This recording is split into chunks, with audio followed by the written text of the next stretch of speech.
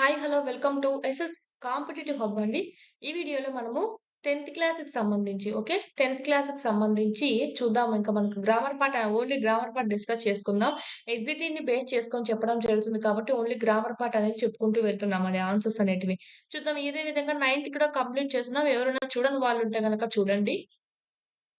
మనకు text book తీస్తున్నా చూడండి. జ్ఞానపీఠ పురస్కార గ్రహీతల్లో రావూరి గారి గురించి ఇవ్వారు. Ravuri Bharadwaj okay. Most important చూసుకోవాలి. ఇది కూడా చదువుకోవాలి. మెయిన్‌లో ఉండేది. నెక్స్ట్ ఇంకా లెసన్స్‌లోకి వెళ్ళిపోయినట్టయితే మనకు తెలుగు దివ్యలు. ఇది మనకు 2023కి సంబంధించినటువంటి టెక్స్ట్ బుక్ అండి. 2024లో అయితే చేంజ్ అయింది. ఓకే. 2024లో చేంజ్ అయింది. 10థ్ క్లాస్ మొత్తం సబ్జెక్ట్స్ చేంజ్ అయినాయి. ఇక డీఎస్సీకి ఏమన్నా న్యూ చదవాలి అంటే గనక మళ్ళీ మీకు చెప్పడం అనేది జరుగుతుంది. యూట్యూబ్‌లో క్లాస్ అనేది మీకు ఎక్స్‌ప్లెయిన్ చేస్తాము. ఇప్పుడు వరకైతే మనకు ఓల్డ్ సిలబస్సే చదువుకోవాలి. 2023 చదువుకోవాలి. ఒకవేళ మనకు నోటిఫికేషన్‌లో మెన్షన్ చేస్తే మాత్రమే 2024 అనేది చదువుతాము. ఓకే. నెక్స్ట్ చూద్దాం ఫస్ట్ లెసన్.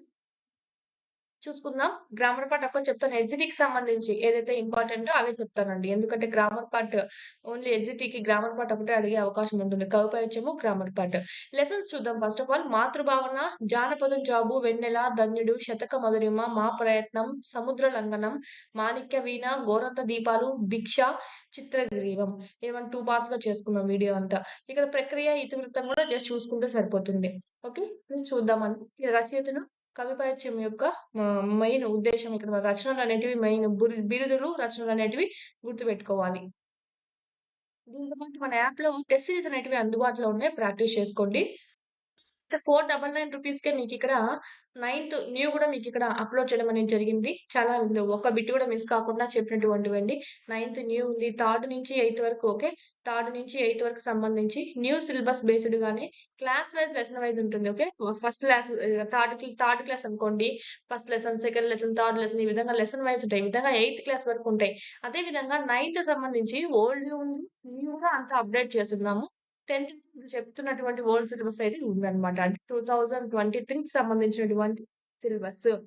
ఫిజిక్స్ మరియు విద్యా దృక్పథాలు, సైకాలజీ, ఈ తెలుగు కంటెంట్, మెథడ్స్ అంతా మీకక్కడ టెస్ట్ సిరీస్ అనేటివి ఉన్నాయి. ట్రై మెథడ్స్ అయితేనేమి, సైకాలజీ, పీఐఈ మొత్తం కరెంట్ అఫైర్స్, జీకే ఒకసారి చూడండి. నచ్చితే గనక ఖచ్చితంగా పర్చేజ్ చేసుకోండి. ఫ్రీ టెస్ట్‌లు కూడా ఉన్నాయి. ఒకసారి ప్రాక్టీస్ చేసుకోండి. 199 రూపీస్‌తోనే మీకిక్కడ పీడీఎఫ్స్ అవైలబిలిటీలో ఉన్నాయి.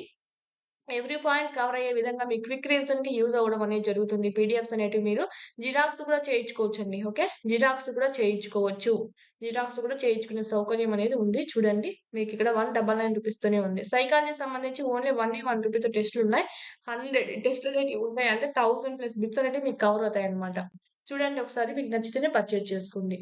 మెయిన్ అయితే డీఎస్సీకి ప్రిపేర్ అవుతున్న ప్రతి ఒక్కరైతే కంపల్సరీ 499 టెస్ట్ సీరీస్ కొనుక్కోండి. చాలా యూజ్ అవుతుంది. టెస్ట్ చదవండి. ప్లస్ ఇది కూడా టెస్ట్ సీరీస్ ప్రాక్టీస్ చేసుకోండి. ఈ విధంగా ఇన్ టైమ్‌లో సిలబస్ అంతా కంప్లీట్ అవుతుంది. థర్డ్ నుంచి 10థ్ వరకు లెసన్ వైస్ ఉంది కాబట్టి, మీకు ఇన్ టైమ్‌లో సిలబస్ అంతా కంప్లీట్ అవుతుంది. క్లారిటీ అనేది ఉంటుందండి. దీని గురించి ఏమైనా డౌట్స్ ఉంటే గనక 8985105456 నంబర్‌కి కాల్ చేయండి. లెసన్స్‌లోకి వెళ్ళిపోదాం. ఫస్ట్ లెసన్ చూసినట్టయితే మాతృభావన. ఓకే. ఎవరు? డాక్టర్ గడియారం వెంకట శాస్త్రి. ఈ పాఠం యొక్క ఆహ్, ప్రక్రియ, ఏ ప్రక్రియలో ఉంటుందంటే పద్యం ప్రక్రియలో ఉంటుంది. దీని యొక్క ఇతివృత్తం ఏమిటి? స్త్రీల పట్ల గౌరవం. స్త్రీల పట్ల గౌరవం అనేది ఈ లెసన్ యొక్క ఇతివృత్తంగా చెప్పుకోవచ్చు. నెక్స్ట్ మనం చూద్దాం. గ్రామర్ పార్ట్‌కి వెళ్ళిపోదాము. ఓకే. ఈ కవిపరిచయం కూడా చదువుకోవాలి. కవిపరిచయం మీరు చదువుకోవచ్చు. ఓకే. నెక్స్ట్ గ్రామర్ పార్ట్‌కి వెళ్ళిపోదామండి. డైరెక్ట్ మీకు ఆన్సర్సే కాబట్టి ఇక్కడ రావాల్సింది. సో, గ్రామర్ పార్ట్‌కి వెళ్ళిపోదాం. ఎస్‌జిటికి సంబంధించి చెప్తున్నాను. ఎస్‌ఈ వాళ్ళైతే గనుక మొత్తం చదవాలి. లెసన్ మొత్తం చదవాలి. ఓకే. నెక్స్ట్ భాషాంశాల నుంచి మనకు స్టార్ట్ అవుతుంది గ్రామర్ పార్ట్ అనేది. పదజాలం వాళ్ళే ఇచ్చారు చూడండి. ఆదేశం అంట ఆన, ఉత్తరము, నిర్దేశం అంట. వీటన్నిటికి కలిసి ఏ పదం రాయవచ్చు? పర్యాయ పదాలన్నారు. అంటే సేమ్ మీనింగ్ ఇచ్చేదిగా ఉండాలనమాట. ఆజ్ఞ, పర్యాయ పదాలేంటి? ప్రతిసారి ఇదిచ్చేసి ఇది రాయమంటూ ఉన్నాడు. ఈసారి చూడండి. ఈ పక్కదిచ్చేసి ఇది రాయమన్నారు. ఆజ్ఞ అంటే ఆదేశము, ఆన, ఉత్తరువు, నిర్దేశము అనే పర్యాయ పదాలనేటివి కలిగి ఉంది. నెక్స్ట్ అక్షి, చక్షువు, నేత్రము, నయనము అంటే కన్ను. కన్ను is the right answer. Next అగ్ని, వహ్ని, జ్వలనము అంటే అనలం అండి. అనలం అనలం అంటే అగ్ని, వహ్ని, జ్వలనుడు అని కూడా మనం చెప్పుకుంటాం. నెక్స్ట్ స్త్రీ, స్త్రీ పర్యాయ పదమే. మనకేంటంటే మగువ, కొమ్మ, ఇంతి, పడతి. కొమ్మ అనేది కూడా మనకు చూడండి స్త్రీ అనే మీనింగ్ లోనే చూసుకుంటాం పర్యాయ పదాలుగా. మీరిక్కడ కొత్త పదాలు ఏమన్నా ఉంటే ఒకటికి 2 సార్లు చదువుకోండి. నెక్స్ట్ మనం చూద్దాము. ప్రకృతి వికృతులండి. ప్రకృతి వికృతులు. ఏం మనకి పెద్దగా అవసరం లేదు. జస్ట్ గ్రామర్ పార్ట్ వరకు చూసుకుందాం. ఇలాంటివేమి అడగరండి. నెక్స్ట్ ప్రకృతి వికృతులు చూద్దాము. ప్రకృతి వికృతుల్లో రాజ్ఞి. రాజ్ఞికి సరైన జత రాణి. రాజ్ఞి అంటే రాణి.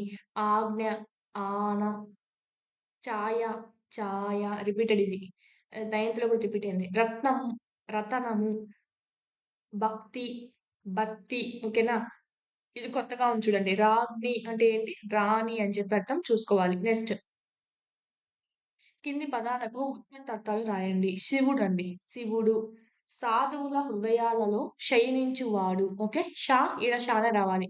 సాధువుల హృదయాలలో శయనించువాడు ఎవరు అంటే ఈశ్వరుడు.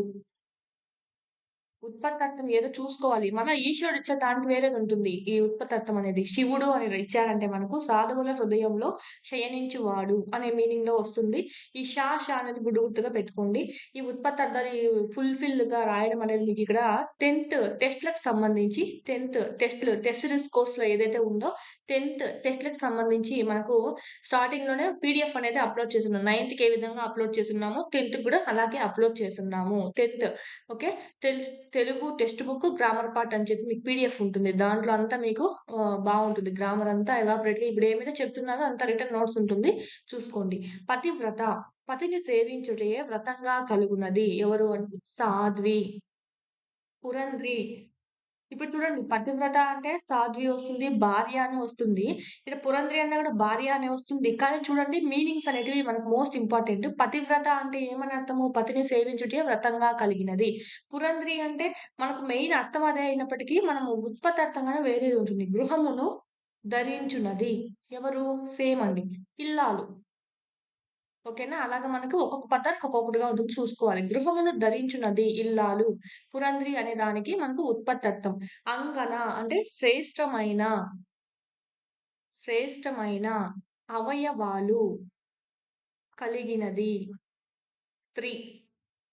శ్రేష్టమైన అవయవాలు కలిగినది స్త్రీ. Most important 10th grammar. నానార్థాలు, నానార్థాలు చూద్దాం నెక్స్ట్. వాసము, వాసముకి నానార్థం వస్త్రం, ఇల్లు. నానార్థం అంటేనే అది అనేక రకాలనేటివి ఉంటాయి. వస్త్రం అనే మీనింగ్ లోను వాడతాం సెంటెన్స్ లో. ఇల్లు అనేటువంటి మీనింగ్ లోను వాడతాం అన్నమాట. వస్త్రము, ఇల్లు. సూత్రము, నూలు పోగు, దారము. అందుకే మంగళసూత్రం అంటాం కదా! సో, ఆ విధంగా ఆ సందర్భంలో వాడుతూ ఉంటాం. చరణము అంటే పాదము. నానార్థాలు పద్యపాదము. పాదము, పద్యపాదము. నెక్స్ట్ హరి, విష్ణువు, ఇంద్రుడు. ఇంద్రుడు అనే మీనింగ్ లో కూడా హరి వాడతామండి. నెక్స్ట్ కోతి. కోతి అనే మీనింగ్ లో కూడా కొన్ని సెంటెన్స్ లో హరి అని వాడతాం. మనకు ఒక పద్యం కూడా వచ్చింది మన ప్రీవియస్ క్లాసెస్ లో. విష్ణువుగా వాడతాం, ఇంద్రుడిగా వాడతాం, కోతుగా కూడా వాడతాం. హరి అనేటువంటి పదానికి నానార్థాలు ఇవన్నీ. రత్నము, మణి లేదా శ్రేష్టమైనది అనేది కూడా ఉంటుంది మనకి. శ్రేష్టమైనది లేదా మణి. ఇది మనకు దీనికి సంబంధించిన నానార్థాలు. ప్రకృతి వికృతులు పదాలను వేరు చేసి రాయాలంట. ఇది చూడండి బ్రహ్మ. ఓకే. బమ్మ. నెక్స్ట్ పుణ్యము, పుణ్యం. గౌరవము, గారవము. జ్యోతి, జ్యోతి. యావత్తు లేదు ఇక్కడ. జ్యోతి, జ్యోతి. నెక్స్ట్ రాశి. చూడండి రాశికి రాశి. ఇక్కడ అంబ అనేది ప్రకృతి, అమ్మ అనేది వికృతి. Most important. చాలా మంది అమ్మ అనేది ప్రకృతి అనుకుంటారు. కాదు, అంబ అనేది ప్రకృతి, అమ్మ అనేది వికృతి. గృహము, ఈము, ఓకే. భాగ్యము, భాగ్యము. నెక్స్ట్ దోషము, దోసము. ఓకే. ఇవి మనకు జత అంతా కలిసిపోతుంది. ఆల్మోస్ట్ చూడండి ద్విత్తాక్షరాలు అనేటివి వస్తాయన్నమాట. ఎక్కడ వికృతి పదాల్లో ఆల్మోస్ట్ ద్విత్వక్షరాలే ఎక్కువగా వస్తాయి. అంటే గాకు గావొత్తే రావడం, వాకు వావొత్తే రావడం. అంటే కొన్ని వాటిలో అన్నిట్లోనూ వర్తించాలి అనైతే ఏం లేదు. ఓకేనా? ఇక్కడ చూడండి పుణ్యంలో చూడండి నాకు నా ఒత్తే వస్తుందన్నమాట. ఈ విధంగా ఆల్మోస్ట్ మనం కనుక్కునే విధంగానే ఉంటాయన్నమాట. మాకు మా ఒత్తు ఇక్కడ చూడండి బమ్మాకి మాకు మా వద్దు. ఈ విధంగా మీకు ఒకవేళ తెలియకుండా ఉంటే గనక ఒకవేళ చాలా రకాలుగా ఇచ్చేసి అప్పుడు మీరు ఇలాగా ఈ ఐడియా వర్కౌట్ చేసుకోవచ్చు. వ్యాకరణ అంశాలు చూద్దాం. ఫస్ట్ వన్ ఏంటంటే మనకి సందులు. సందులు చూద్దాము. పుణ్యవాసము అంట. పుణ్యవాసము. పుణ్య ప్లస్ ఆవాసము. ఇక్కడ వాళ్ళే ఇచ్చారు. సవర్ణ దీర్ఘ సంధి, గుణ, వృద్ధి ఉన్నాయంట వీటిల్లో. ఏదో రాయమన్నారు. పుణ్య ప్లస్ ఆవాసము, పుణ్యావాసము. ఓకే. దీర్ఘం ఏకాదేశమైంది కాబట్టి సవర్ణ దీర్ఘ సంధి. మదోన్మాదము. మద ప్లస్ ఉన్మాదము. గుణసంధి. మదోన్మాదము. స్నిగ్ధాంబుద. స్నిగ్ధ ప్లస్ అంబుద. దీర్ఘం ఏకాదేశమైంది కాబట్టి సవర్ణ దీర్ఘ సంధి. ఈ గ్రామర్ పార్ట్ అంతా మీకు పీడిఎఫ్ ఉంది. ఓకే. జిరాక్స్ కావాలన్నా కూడా మీరు చేసుకోవచ్చు. ఈ 199 కోర్స్‌లో కూడా మీకు అప్‌లోడ్ చేస్తాము. ప్లస్ 499 కోర్స్‌లోనే మీకు అప్‌లోడ్ చేసున్నాం చూడండి. నెక్స్ట్ సంబసోత్సాహం. ఓకే. సారీ సంబ కాదు సరబ. సరబసోత్సాహం. సరబస ప్లస్ ఉత్సాహం. ఎక్కడ విడదీయాలి అనేది చూసుకోవాలి చూడండి. సర, బసలో ఎక్కడ విడదీసాం మనం. సరబస ప్లస్ ఉత్సాహం. సరబసోత్సాహం. గుణసంధి. నెక్స్ట్ ఈ సూత్రాలన్నీ ఆల్రెడీ ప్రీవియస్ క్లాస్‌లో చెప్పుకున్నాం. గుణౌద్ధత్తం. గుణ ప్లస్ ఔ వచ్చింది చూడండి. ఔదత్యం. గుణౌదత్యం. వృద్ధి సంధి. రసైక స్థితి. ఇది కూడా మనకు ఐ వచ్చింది. సో రసైక స్థితి. రస ప్లస్ ఏకస్థితి. అయుక స్థితి అని విడగొట్టకూడదు. ఏకస్థితి అనగా విడగొట్టాలి. రస ప్లస్ ఏకస్థితి. రసైక స్థితి. ఇది కూడా మనకు వృద్ధి సంధి. ఇక్కడ మనకి ఇవన్నీ కనుక్కున్నాం. సవర్ణ, గుణ, వృద్ధి. నెక్స్ట్ ఉత్వ, త్రిక, రురాగమ, లులనల సందులు ఉన్నాయండి. కింది వాణిలో వాళ్ళే ఇస్తున్నారు. ఏది ఏదని మనం విడదీసి రాయాలి. బంధమూర్చి. బంధము ప్లస్ ఊర్చి. బంధమూర్చి. ఉత్వ సంధి. ఎందుకంటే ఇక్కడ ఊ ఉంది. ఇక్కడ కూడా మనకు అదే వచ్చింది కాబట్టి బంధములో ఏముంది? ఊ ఉంది. ఊ ఉంది కాబట్టి ఉత్వ. ఆ ఉంటే అత్వ. ఈ ఉంటే ఇత్వ రాసిండు. సో నెక్స్ట్ చూద్దాము. నెక్స్ట్ ఇది చూడండి. అవ్వారల. అవ్వారల. ఇక్కడ చూడండి. నార్మల్ ఉంది. అంటే ఇక్కడ మనకు దీర్ఘం కాకుండా నార్మల్‌గా ఉంది. ఆ అనేది. ఆ కాకుండా. ఇక్కడ వాకు వావొత్తుంది. ఇలా వచ్చిందంటే ఒకసారి త్రిక సంధికి ఆ వర్కౌట్ ఉందో లేదో చూసుకుందాం.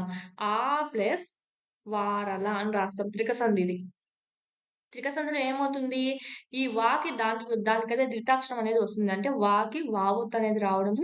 ఈ దీర్ఘంగా ఉండేది మామూలుగా అయిపోతుందనమాట. ఆ అనేది మామూలు ఆ అయిపోతుంది. సో, అవ్వారల ఇది త్రిక సంధికి మనకిక్కడ చూసుకుంటే మెయిన్. గ్రామర్ పార్ట్ వీడియోస్ కూడా తెలుగు గ్రామర్ సంబంధించి అన్ని వీడియోస్ చేసున్నాము. ప్లే లిస్ట్‌లో ఉన్నాయి చూడండి. దాంట్లో సందులు, సమాసాలనేటివి ఉన్నాయి. వీడియో అనేది చూడండి. అవి చూసిన తర్వాత మీరు ఇవాళ గ్రామర్ పార్ట్ చేశారంటే గనక ఇంకా బాగా అర్థమవుతుందనమాట. నెక్స్ట్ ఇదైతే త్రిక సంధి. భక్తురాలు. భక్త ప్లస్ ఆలు.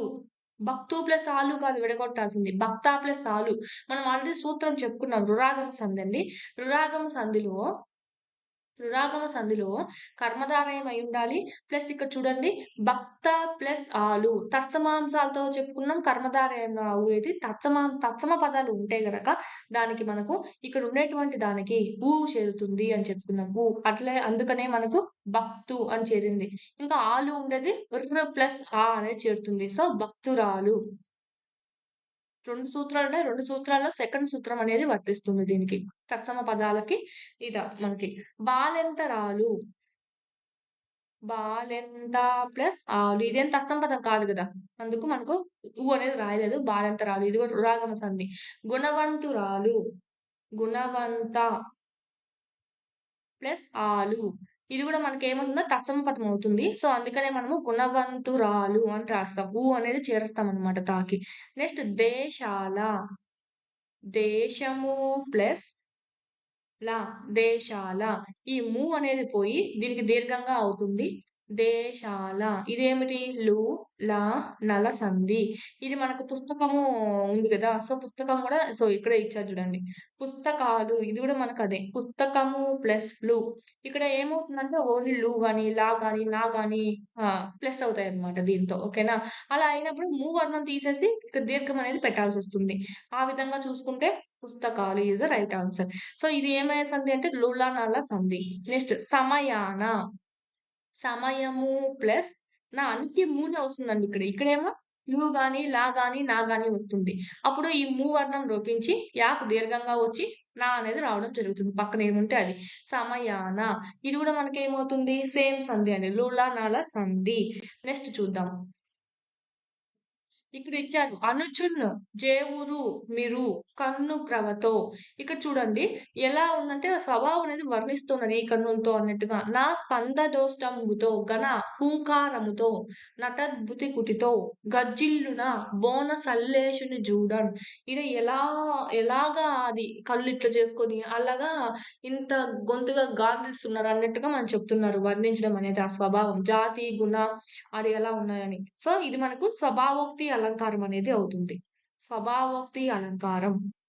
నెక్స్ట్ ఇదే మీరు చూసుకుంటే సరిపోతుంది. ఘన విభజన చేయడం అండి. సో, ఇదేం మనకేం అవసరం అంటే చెప్పాల్సిన అవసరం లేదు మీకొస్తుంది.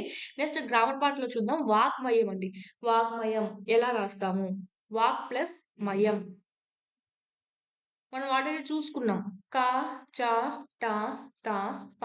కచట తపలకు నా గాని, మా గాని పరమైనప్పుడు అనునాసికాలు రావడం అనేది జరుగుతుంది. అంటే లాస్ట్‌లో వివర్గ పంచమాక్షరాలు. ఇది అలా వచ్చిందంటే గనక మనకు అనునాసిక సంధిగా చెప్పుకుంటాం. ఇక్కడ చూడండి వచ్చింది, మా వచ్చింది. సో, అందుకే నా గాని, మా గాని ఏదైనా రావచ్చు. సో, ఇక్కడ వాగ్మయం రాసాం. రాట్ మహేంద్రవరం. రాన్ మహేంద్రవరంని విడదీయంగా రాట్ ప్లస్ మహేంద్రవరం ఈ వచ్చింది. సో, మనకి నా గాని, మా గాని రావడం జరిగింది కాబట్టి రాన్ మహేంద్రవరం. దీనికి అనునాసిక సంధి ఏంటి దాని ఎదురుది రాస్తాం. నెక్స్ట్ జగన్నాథుడు. జగత్ ప్లస్ నాథుడు వచ్చింది. సో, అనునాసిక సంధి ఇది వచ్చింది. సో, అనునాసిక సంధి కిందకి వస్తుంది. సో, తాకి మనకు అనునాసిక సంధి నా గదా! సో, అందుకే మనకు లాస్ట్‌లో మనకి ఏదొచ్చిందో అదే మనకి ఇక్కడ మెయిన్ సంధిలో కనిపియడం అనేది జరుగుతుంది. దీని సూత్రం అయితే ఇది. ఆల్రెడీ నైన్త్‌లో రిపీట్ అయింది. వర్గ ప్రథమాక్షరాలకు నా గాని, మా గాని పరమైనప్పుడు అదే వర్గ అనునాసికాలు ఆదేశమవుతాయి. దీన్నే మనం అనునాసిక సంధి అని అంటాం. ఇక్కడ ఇచ్చారు.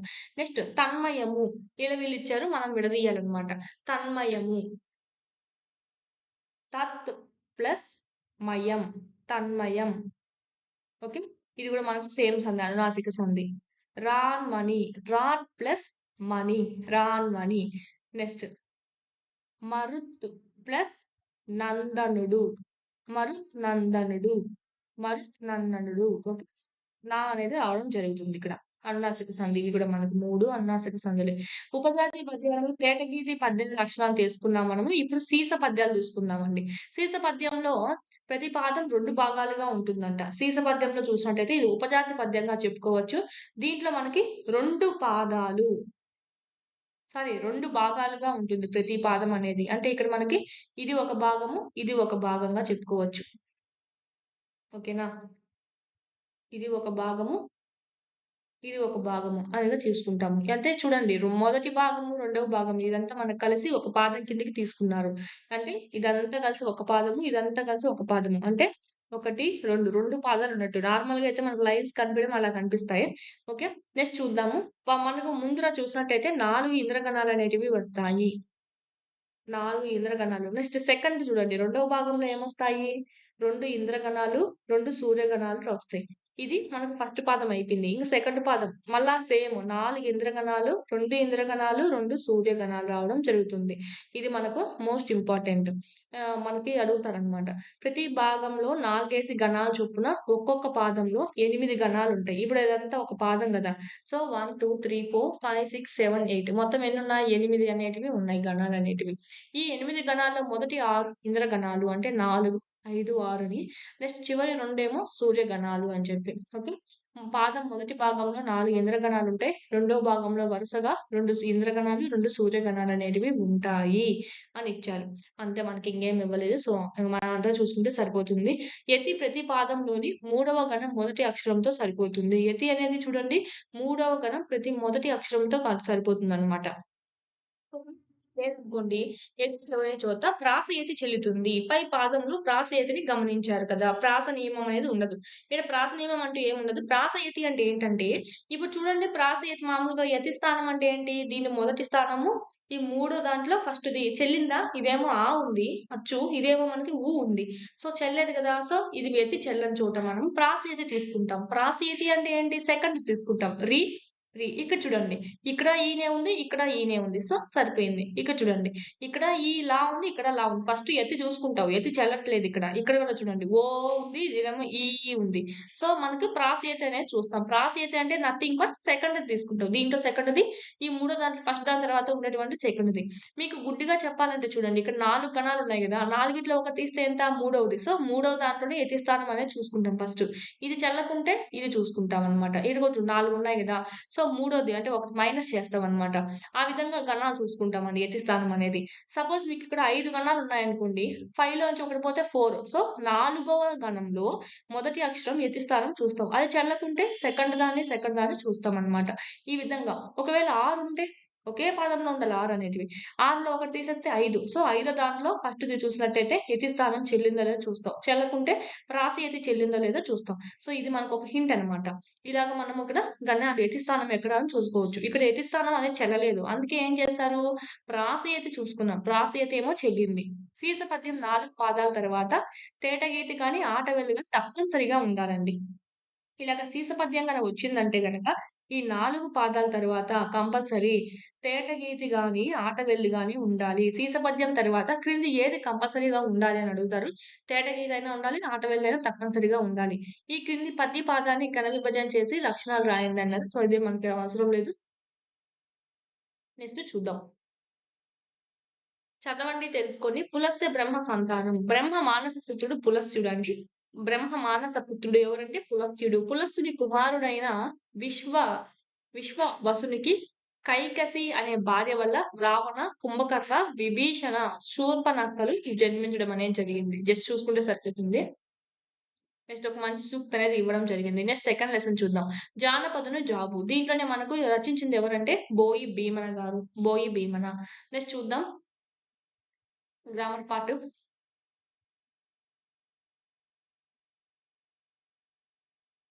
మెయిన్ గ్రామర్ పార్టే కాబట్టి ఇక్కడ మిగతాయన్నీ మన బుక్‌లోనే ఉన్నాయి, చదువుకుంటారు. గ్రామర్ పార్టే కదా తెలియని ఆన్సర్స్. సో, అదే చూసుకుందాం. భాషాంశాలు. భాషాంశాల్లో భాగంగా పదజాలం చూద్దాం. క్రింది వాటికి పదాలు చూడండి. వాటికి సంబంధించిన పదాలతో కలపండి అన్నారు. నెక్స్ట్ ఇక్కడ చూసినట్టయితే అంటే రైల్వే స్టేషన్ ఉందండి. రైల్వే స్టేషన్‌కి మళ్ళా రిలేటెడ్‌గా ఏముంటాయి? టికెట్టు, ఓకేనా? ప్లాట్‌ఫార్మ్ ఉంటుంది. మనం ప్రయాణం చేస్తాము. సో, అలాగా మనకి సంబంధించినవి రాయాలి. వర్షాకాలం అనుకోండి, వాన, వరదలు, ఓకే. పడవలు చేసి వదులుతాన్నాం. అది ధాన్యము ఉంటుంది కదా మనకి. ధాన్యం మీద వర్షం కురిసిందనో, సో, ఆ విధంగా దాన్ని లింకప్ చేసుకుంటామనమాట. ఈ విధంగా పాఠశాల. పాఠశాల అనగానే ఏం గుర్తొస్తారు? ఉపాధ్యాయురాలు, ఓకే. మన స్నేహితులు, ఈ విధంగా. ఇదైతే అవసరం లేదు. కింది పదాల సొంత వాక్యాలు రాయండి అన్నాడు. సో, ఇది మనకు అవసరం లేదు. పొద్దస్తమానం, చమత్కారం, సాన్నిధ్యం, కష్టఫలం, కడుపు మార్చుకొను, అడుగున పడిపోవు, ఇదంతా మనకి సొంత వాక్యాలు రాయమన్నారు. సో, అవసరం లేదు. నెక్స్ట్ చూడండి, కింది పదాలు, వాక్యాలు వివరించి రాయండి. ఇది మనకు జాతీయాలవుతాయండి ఇవన్నీ. పురిటిలోనే సంధి కొట్టడం అంటే ప్రారంభంలోనే ముగియడం. అప్పుడే స్టార్టింగ్ అయింది. అప్పుడే ఎండింగ్ గూడా అవుతుందనమాట. అంటే ప్రారంభంలోనే బియ్యడం అనేటువంటి సందర్భంలో ఈ జాతీయాన్ని వాడతాం మనము. పురిటిలోనే సంధి కొట్టడం అనేటువంటి జాతీయాన్ని. కలుపు తీయడం. మనం పైనవి అవసరం లేదండి. ఇవన్నీ అవసరం లేదు. అందుకే చెప్పలేదు. ఓకే. సొంత వాక్యాలు రాయండి అనేది. దీనికి రిలేటెడ్‌గా మీకేం గుర్తొస్తుందో అది రాయండి అనేది. ఒక పదం చూస్తూనే దీనికి రిలేటెడ్‌గా ఏం గుర్తొస్తుంది అనేది రాయండి అన్నారు. సో, ఇది అవసరం లేదు. ఇది గూడా సొంత వాక్యాలు మనల్నేం రాయమనరు ఎగ్జామ్‌లో. ఇది మాత్రం అడుగుతారు జాతీయం అనేది. అర్థం ఏమిటి అని. సో, చూస్తున్నాం. కలుపు తీయడం. కలుపు తీయడం అంటే చెడుని తొలగించడం, చెడుని తీసేయడం అనే మీనింగ్‌లో అర్థం. గ్రామోద్ధరణం, గ్రామాన్ని బాగు చేయడం. గ్రామాన్ని బాగు చేయడం. ఉన్నదంతా ఊచకపోవడం. ఉన్నదంతా ఊచకపోయినారు అంటారు కదా! మనం జాతీయాలు వాడుతూనే ఉంటాం. ఏమీ మిగలకుండా నష్టపోవడం. ఓకే. ఏమీ మిగలకుండా నష్టపోవడం.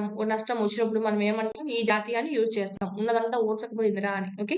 నెక్స్ట్ చూద్దాము. ఇక్కడ మనకి కొన్ని వాక్యాల్లో సందులున్నాయంట. కనుక్కొని వాటిని విడదీసి సందు సూత్రం అనేది రాయాలంట. ఆహాహా! ఆహా ప్లస్ ఆహా! హాని దీర్ఘంతో విడగొట్టాలి. చూసుకోవాలి. ఆహా ప్లస్ ఆహా. నెక్స్ట్ ఏమేమి, ఏమి ప్లస్ ఏమి. నెక్స్ట్ అక్కడక్కడ, అక్కడ ప్లస్ అక్కడ. ఈ 3 ఏమైతాయంటే ఆమ్రేడిత సంధి అవుతుంది. ఆమ్రేడిత సంధి. ఓకేనా? నెక్స్ట్ పట్టపగలు అని ఉంది. లాస్ట్‌లో చూడండి. లాస్ట్ లైన్‌లో పట్టపగలు, పట్టపగలు, పగలు ప్లస్ పగలు. ఇది ఏమవుతుందంటే ద్విరుక్త టకార సంధి. ద్విరుక్త టకార సంధి. గ్రామర్ పార్ట్‌లో ప్రతి దానికి సూత్రం చెప్పి మీకంతా చెప్పున్నాం చూడండి. ఎగ్జాంపుల్స్ కూడా టెక్స్ట్ బుక్‌లోవే చూసి చెప్పాము.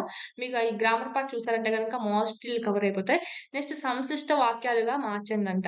రాము పాఠం చదివాడు. రాము పాఠం అర్థం చేసుకున్నాడు. రాము పాఠం చదివి అర్థం చేసుకున్నాడు. వైద్యుడు ప్రథమ చికిత్స చేస్తాడు. వైద్యుడు మందులు ఇస్తాడు.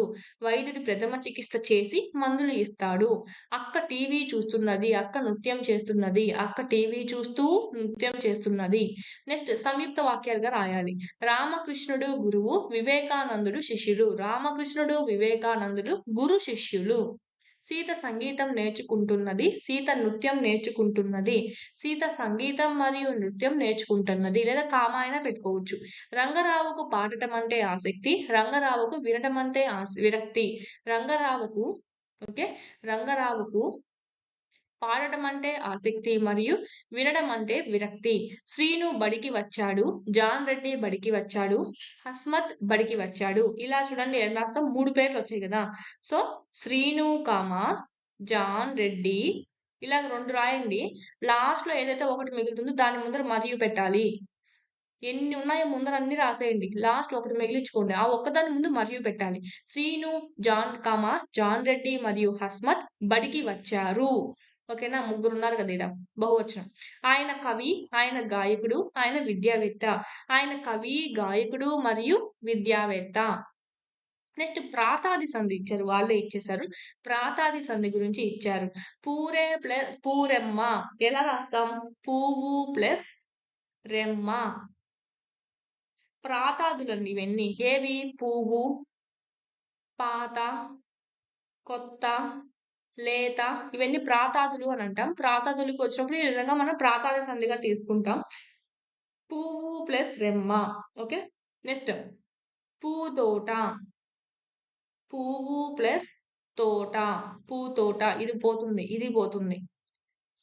ఓకే. ఇంకొక సూత్రం కూడా ఉంది. ఒకటి ప్రాతాదులకి ఇట్లా రావడము. ఇంకోటి కూడా ఉంది చెప్తాను. తా పోయి దా వస్తుంది. నెక్స్ట్ పాలమీగడ. పాల అవసరం లేదు. మీగడ కూడా చూద్దాం. మీగడ మోస్ట్ ఇంపార్టెంట్. మీదు ప్లస్ కడ. మీగడ. ఇక్కడ ఏమైంది? ఈ దు వర్ణం లోపించి క అనేది గాగా మారింది. సో, మీగడ. ఇక్కడ మనకి చూడండి ఇక్కడ హాఫ్ సున్నా వచ్చింది చూడండి. అర్ధ సున్నా అనేది కూడా వచ్చింది. సో, చూసుకోవాలి. ఈ విధంగా అర్ధ సున్నా వచ్చి తా బదులు దా రావడం అంటే కాచాటా తపాల బదులు గాజాడా తపాలు వస్తాయన్నమాట. సూత్రం చెప్తాం. కింద ఇంకా ఉంది మీకు చెప్తాను సూత్రం అనేది. విడదీయడం అయితే ఈ విధంగా విడదీస్తాం. సందుల్లో మనకు ఈ వీడియోలో చూసినట్టయితే మీకు గ్రామర్ పార్ట్ అంతా కవర్ అయింది. ఓన్లీ ఇక్కడున్న ఎగ్జాంపుల్సే కాకుండా ఇంకా కొత్తవి కూడా చెప్పామండి. కేందామరలు. కేందామరలు. ఇది ఎలా రాస్తామంటే కెంపు ప్లస్ తామర. ఓకే. కెంపు ప్లస్ తామర. కేందామరలు. తా అనేది దాగా మారిపోయింది. పు అనేది వెళ్ళిపోయింది చూడండి ఇక్కడ. అలాగా ఇక్కడ మనకు విడదీసి వీలే ఇచ్చారు. ఇలాగ పువ్వు ప్లస్ రెమ్మ, పువ్వు తోట, మీదు ప్లస్ కడ, కెంపు ప్లస్ తామరలు, ప్రాత ప్లస్ ఇల్లు, ప్రాత ప్లస్ ఇల్లు. ఇది కూడా మనకేమవుతుందంటే ప్రాయిల్లు అనేది అవుతుంది. ప్రాయిల్లు అవుతుంది. ఇది ఎడాగమ సంధి కిందకి వస్తుంది. ప్రాయిల్లు ఇక్కడ రాసామంటే. ఓకే. చూద్దాం నెక్స్ట్. ఇల్లు. ప్రాయిల్లు అది ఎలా రాస్తామంటే ఈని తీసుకొని రాస్తామనమాట. ఈడిచ్చారు వీళ్ళే ఇచ్చారు. ఈ ప్లస్ ఈ ఏమవుతుంది? ఈ అవుతుంది. సో, ప్రా ప్లస్ ఇల్లు ఎడాగమం జరిగి ఇల్లుగా మారింది. సో, దీన్నే మనం ఏమంటామంటే ఎడాగమ సంధి అనేది అవుతుంది. ఈ పైనున్నటువంటి ఈ 4 మాత్రము మనకి ప్రాతాది సందులు అవుతాయి. పు ప్లస్ తోట. ఓకే. ఈ మూడింటికి మనం నునాగమ, సరళాదేశ సూత్రాలను అనుసరించి మార్పులు జరిపి పూతోట, మేగడ, కెందామరుడు అనే రూపాలు ఏర్పడ్డాయని మనం తెలుసుకోవచ్చు. పూతోట ఇదే మనకు సంబంధించి మీగడ, కేందామరలు. ఓకే. ఊ, దోట. ఇక్కడ 2 సందులు జరిగాయి. ముందు ఊ తీసేసాము. తాని దాగా మార్చాం. అంటే మీ ప్లస్ గడ, మీగడ. కేందామరలు, కేందామరలు. దా అనేది దాగా మారింది. కా అనేది గాగా మారింది. తా అనేది దాగా మారింది. ఇప్పుడు మొత్తం చూద్దాం ఏ విధంగా వస్తుందని. 5 సందర్భాల్లోనూ మనం మొదట చూసినట్టయితే, సమాసంబునందు ప్రాతాదుల తొలి అచ్చు మీది వర్ణంబులకెల్ల లోపంబు బహుళంబు గానగు. అంటే ప్రాతాదుల యొక్క మొదటి ఇది ఉంది గదా! ఇవన్నీ మనకు లోపం అనేది జరుగుతుంది. ఓకే. సమాసంబునందు ప్రాతాదుల తొలి అచ్చు అంటే ప్రాతాదులు ఇవన్నీ అండి. ఇది మనకు అచ్చు ఉంది గదా! సో, దీని మీద ఉన్నటువంటి ఆ వర్ణం అంతా లోపం అనేది జరుగుతుంది. ఓకే. ప్రాతాదులు అంటే ఏంటివి అంటే ఇప్పుడు మనకు కొన్నే ఇచ్చారు. ప్రాత, లేత, క్రొత్త, క్రిందు, పువ్వు, మీదు, కెంపు, చెన్ను. ఇక్కడ మనకి ఇచ్చేదేమో కొన్నే ఇచ్చారు గదా! ఎగ్జాంపుల్స్ ఇక్కడ ఇవ్వడం ఈ సైడ్ ఏమో ఇంకా మీకు ఇక్కడ లేనాటివి ఏమున్నాయి అంటే చెన్ను చూడండి. ఇది గూడా మనకు ప్రాతాదే.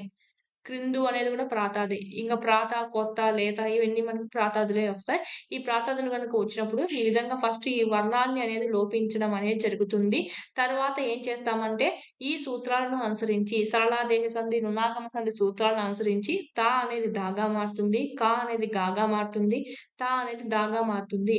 అలా అని మీరు ఈ పెట్టకూడదు సూత్రాలనేటివి. ఎందుకంటే ఈ వర్ణం లోపించింది కాబట్టి సో, ఇవి మనకు మారినప్పటికీ ఇది మనకు ప్రాతాది సంధి కిందకే రావడం జరుగుతుంది. ప్రాతాది సంధి లేకపోతేనే మన వీటికి మీరు ఆప్షన్స్‌లో ప్రియారిటీ అనేది ఇవ్వాలి. మోస్ట్ ఇంపార్టెంట్ చూసుకోవాలి.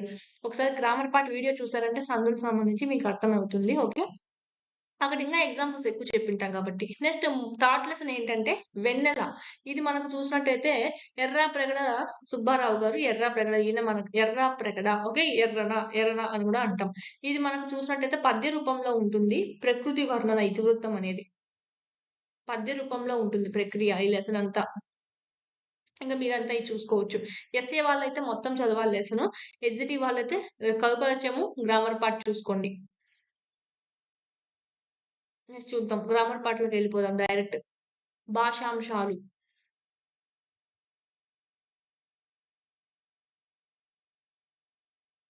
భాషాంశాల్లో భాగంగా అర్థాలనేటివి ఇచ్చారు మనకిక్కడ.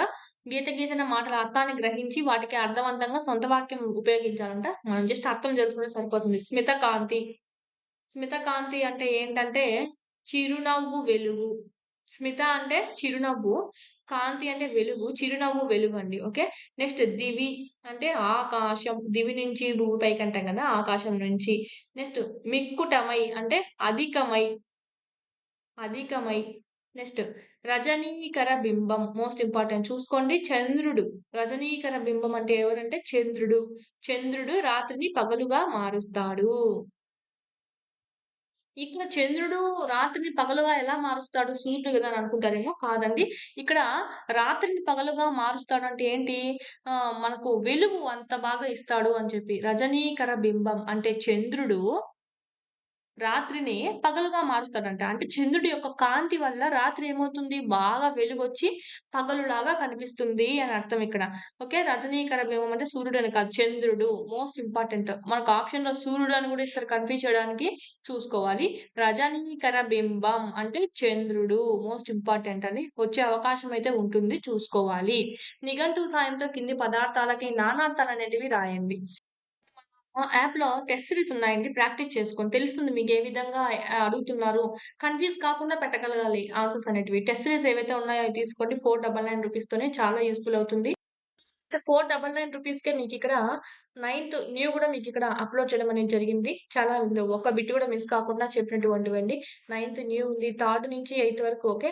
థర్డ్ నుంచి ఎయిత్ వరకు సంబంధించి న్యూ సిలబస్ బేస్డ్‌గానే క్లాస్ వైస్, లెసన్ వైస్ ఉంటుంది. Okay. First class third class అనుకోండి. First lesson, second lesson, third lesson ఈ విధంగా లెసన్ వైస్ ఉంటాయి. ఈ విధంగా ఎయిత్ క్లాస్ వరకు ఉంటాయి. అదే విధంగా నైన్త్ సంబంధించి ఓల్డ్ ఉంది. న్యూ కూడా అంతా అప్‌డేట్ చేసున్నాము. 10థ్ చెప్తున్నటువంటి ఓల్డ్ సిలబస్ అయితే ఉందన్నమాట. అంటే 2023కి సంబంధించినటువంటి సిలబస్. మరియు విద్యా దృక్పథాలు, సైకాలజీ, ఈ తెలుగు కంటెంట్, మెథడ్స్ అంతా మీకక్కడ టెస్ట్ సిరీస్ అనేటివి ఉన్నాయి. ట్రై మెథడ్స్ అయితేనేమి, సైకాలజీ, పీఐఈ మొత్తం కరెంట్ అఫైర్స్, జీకే ఒకసారి చూడండి. నచ్చితే గనక ఖచ్చితంగా పర్చేజ్ చేసుకోండి. ఫ్రీ టెస్ట్‌లు కూడా ఉన్నాయి. ఒకసారి ప్రాక్టీస్ చేసుకోండి. 199 రూపీస్‌తోనే మీకిక్కడ పీడీఎఫ్స్ అవైలబిలిటీలో ఉన్నాయి.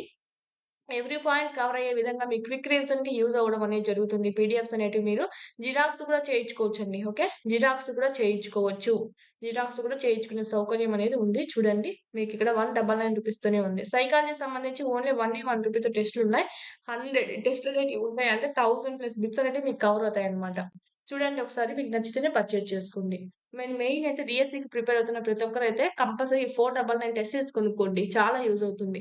టెస్ట్ చదవండి. ప్లస్ ఇది కూడా టెస్ట్ ప్రాక్టీస్ చేసుకోండి. ఈ విధంగా ఇన్ టైమ్‌లో సిలబస్ అంతా కంప్లీట్ అవుతుంది. థర్డ్ నుంచి 10థ్ వరకు లెసన్ వైస్ ఉంది కాబట్టి, మీకు ఇన్ టైమ్‌లో సిలబస్ అంతా కంప్లీట్ అవుతుంది. క్లారిటీ అనేది ఉంటుందండి. దీని గురించి ఏమైనా డౌట్స్ ఉంటే గనక 8985105456 నంబర్‌కి కాల్ చేయండి. నానార్థాలు వెల్లి అనే పదానికి నానార్థం ఏంటంటే ప్రవాహం. అంటే వేరే వేరే అర్థాలు రావాలి. ప్రవాహం అనే అర్థంలో వాడతాము. పరంపర అనేటువంటి అర్థంలో కూడా వాడతాము. వెల్లి అంటే తెలుపు అనే అర్థంలో కూడా వెల్లి అనేది వాడతాం. కుండలిని అంటాం కదా! అంటే పాము, నెమలి, నెక్స్ట్ వరుణుడు. ఓకే. పాము, నెమలి, వరుణుడు అనే మీనింగ్‌లోను వాడతాం కుండలి అంటే. నెక్స్ట్ నిట్ట ఒడుచు అంటే ఏంటంటే విజృంభించు అనే మీనింగ్ ఉంది. ప్లస్ ఉప్పొంగు అనే మీనింగ్‌లో గూడా వాడతాం. రోమాంచితమగు, రోమాంచితమగు అనే మీనింగ్‌లో గూడా నిట్ట ఒడుచు అనేది మనం వాడుతూ ఉంటాం. నెక్స్ట్ మనం చూద్దాం పర్యాయ పదాలు.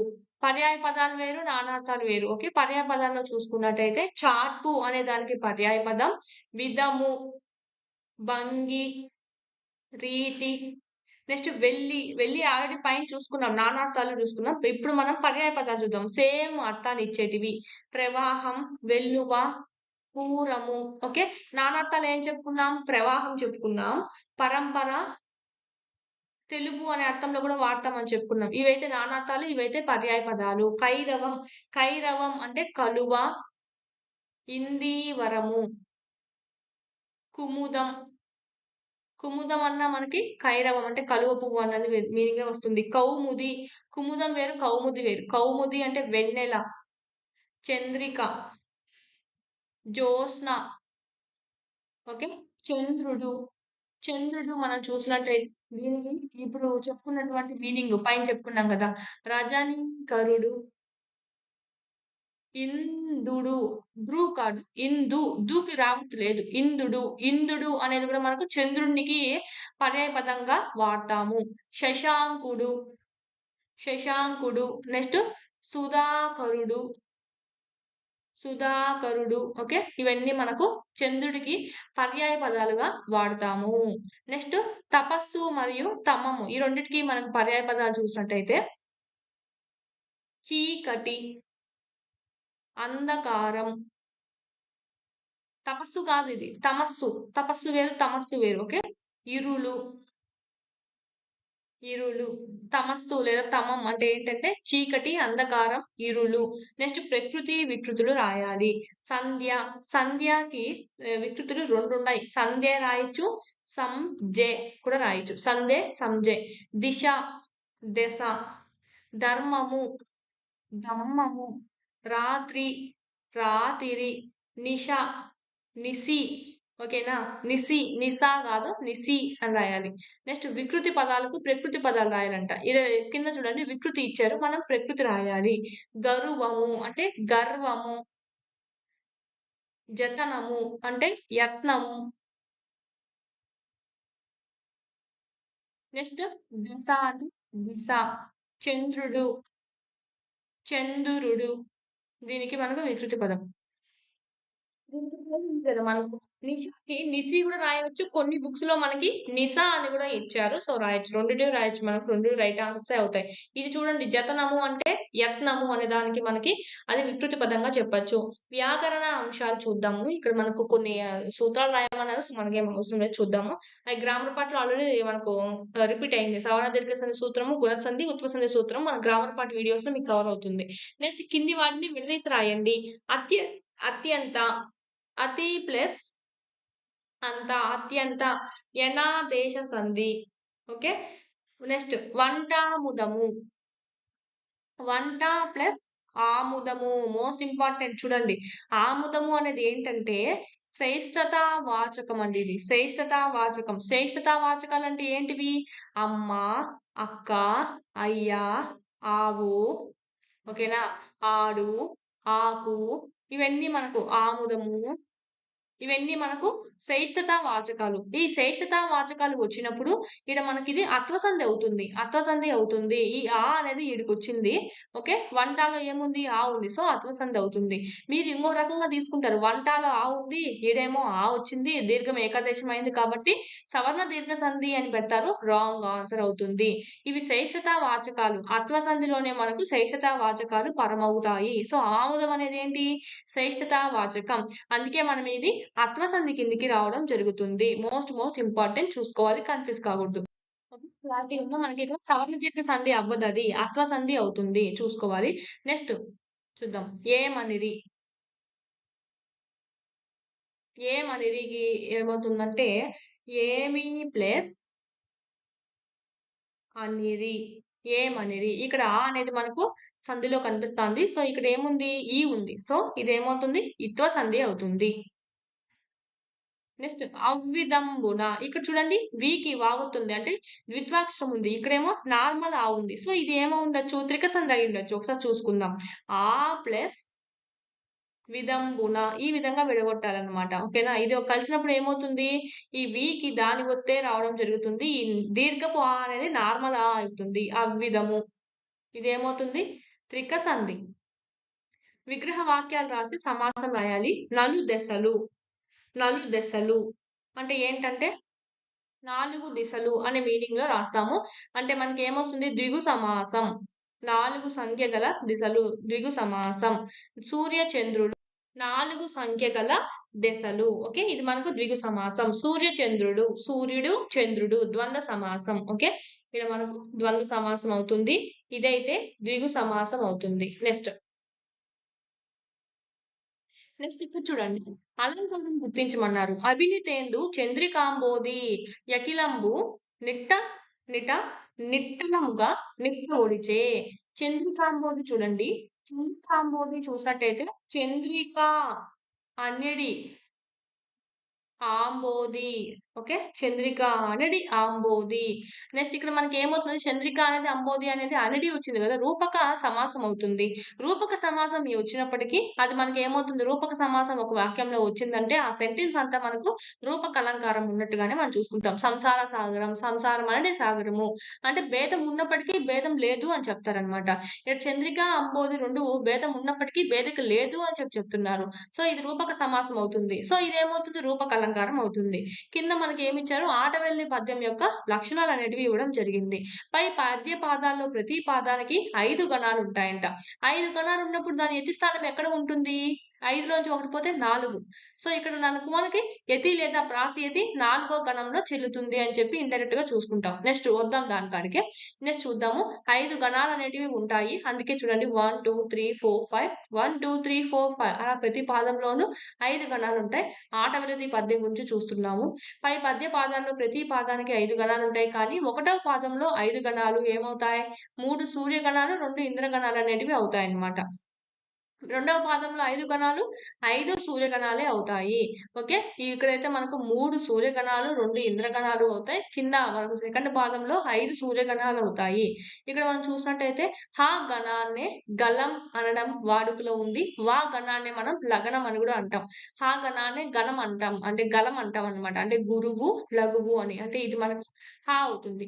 మగనంనే లగనం అంటాం. ల అంటే లఘువు, గ అంటే గురువు. సో, దీన్నే మనం వా అని కూడా అంటాము. ఇది మనకు నోట్ పాయింట్‌లో ఇచ్చారు. సో, చూసుకుంటాము.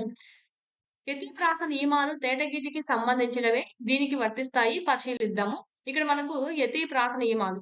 చూడండి ఇక్కడ. 5 గణాలున్నప్పుడు 5లోంచి ఒకటి తీస్తే నాలుగోది. సో, నాలుగో దాంట్లో ఫస్ట్‌దేముంది? బో ఉంది. ఇక్కడ ఏముంది? ఓ ఉంది. సో, సరిపోయిందిగా. నెక్స్ట్ ఇక్కడ చూడండి. సరిపోలేదు గదా! ము ఉంది. అంటే ఇక్కడ ఊ ఉంది. ఇక్కడేమో ఈ ఉంది. అప్పుడు ఏమవుతుంది? ప్రాస యతికొస్తావన్నమాట. ఏముంది? చి ఉంది. ఇక్కడ చి ఉంది. సో, 2 ఈనే ఉన్నాయి. 2 సేమ్ అచ్చులే ఉన్నాయి. సో, ఇలాగ మనకు యతి చెల్లుతుంది. ప్రాస యతి చెల్లుతుంది. ఓకే. యతి చెల్లుతుంది. ప్రాస నియమాలు కూడా దీనికి చెల్లుతాయి అని ఇచ్చారు. ఇది ఉపజాతి పద్యం 4 పాదాలుంటాయి. 1, 3 పాదాలు వరుసగా 3 సూర్యగణాలు, 2 ఇంద్రగణాలుంటాయి చూసుకుందాం. 2, 4 ఒకే విధంగా ఉంటాయి. 5 సూర్యగణాలుంటాయి. ప్రతి పాదంలో 4వ గణంలో మొదటి అక్షరం యతి. యతిలోంచట ప్రాస యతి చెల్లుతుంది. పైన పాదంలో ప్రాస మనకు యతి చెల్లింది. కింద దాంట్లో చెల్లలేదు. అందుకు ప్రాస యతి తీసుకున్నాం. అంటే 2 కనిపిస్తాయి దీంట్లో. ప్రాస నియమం పాటించాల్సిన అవసరం అనేది లేదండి. ఈ విధంగా మనకి ఇవ్వడం జరిగింది. నెక్స్ట్ చూద్దాం ఇంకా. ధన్యుడు. ధన్యుడు అనే పాఠం రచించింది ఎవరు? పరవస్తు చిన్నయ్య సూరి గారు రచించడం అనేది జరిగింది. కవి పరిచయం ఇచ్చారు చూసుకోవాలి. నెక్స్ట్ మనం డైరెక్ట్ గ్రామర్‌లోకి వెళ్ళిపోదాం. భాషాంశాల్లోకి వెళ్ళిపోదాం. ధన్యుడు అనే పాఠం యొక్క ఆహ్, ప్రక్రియ ఏమిటి అంటే కథ ప్రక్రియలో ఉంటుంది. కథ ప్రక్రియ. ఇతివృత్తం ఏంటంటే విలువలు. విలువలు. కొంచెం పదజాలం చూద్దాం. వాక్యాలకు అర్థాన్ని రాసుకుందాం. లఘుపథ లఘుపతనం అంట. ఈ లెసన్‌లో మనకి లఘుపతనం అంటే ఏంటంటే కాకి అండి. ఇది కూడా మోస్ట్ ఇంపార్టెంట్ అడుగుతారు. లఘుపతనం అంటే కాకి. ఓకే. మందరకం అంటే తాబేలు. ఓకేనా. ఇది మనకు నెక్స్ట్ ఇది మోస్ట్ ఇంపార్టెంట్ చూసుకోవాలి. ఆహ్, లఘుపతనం అనిస్తారు. కాక, తాబేల, ఎలుక అనిస్తారు. మూషికం అంటే ఎలుక.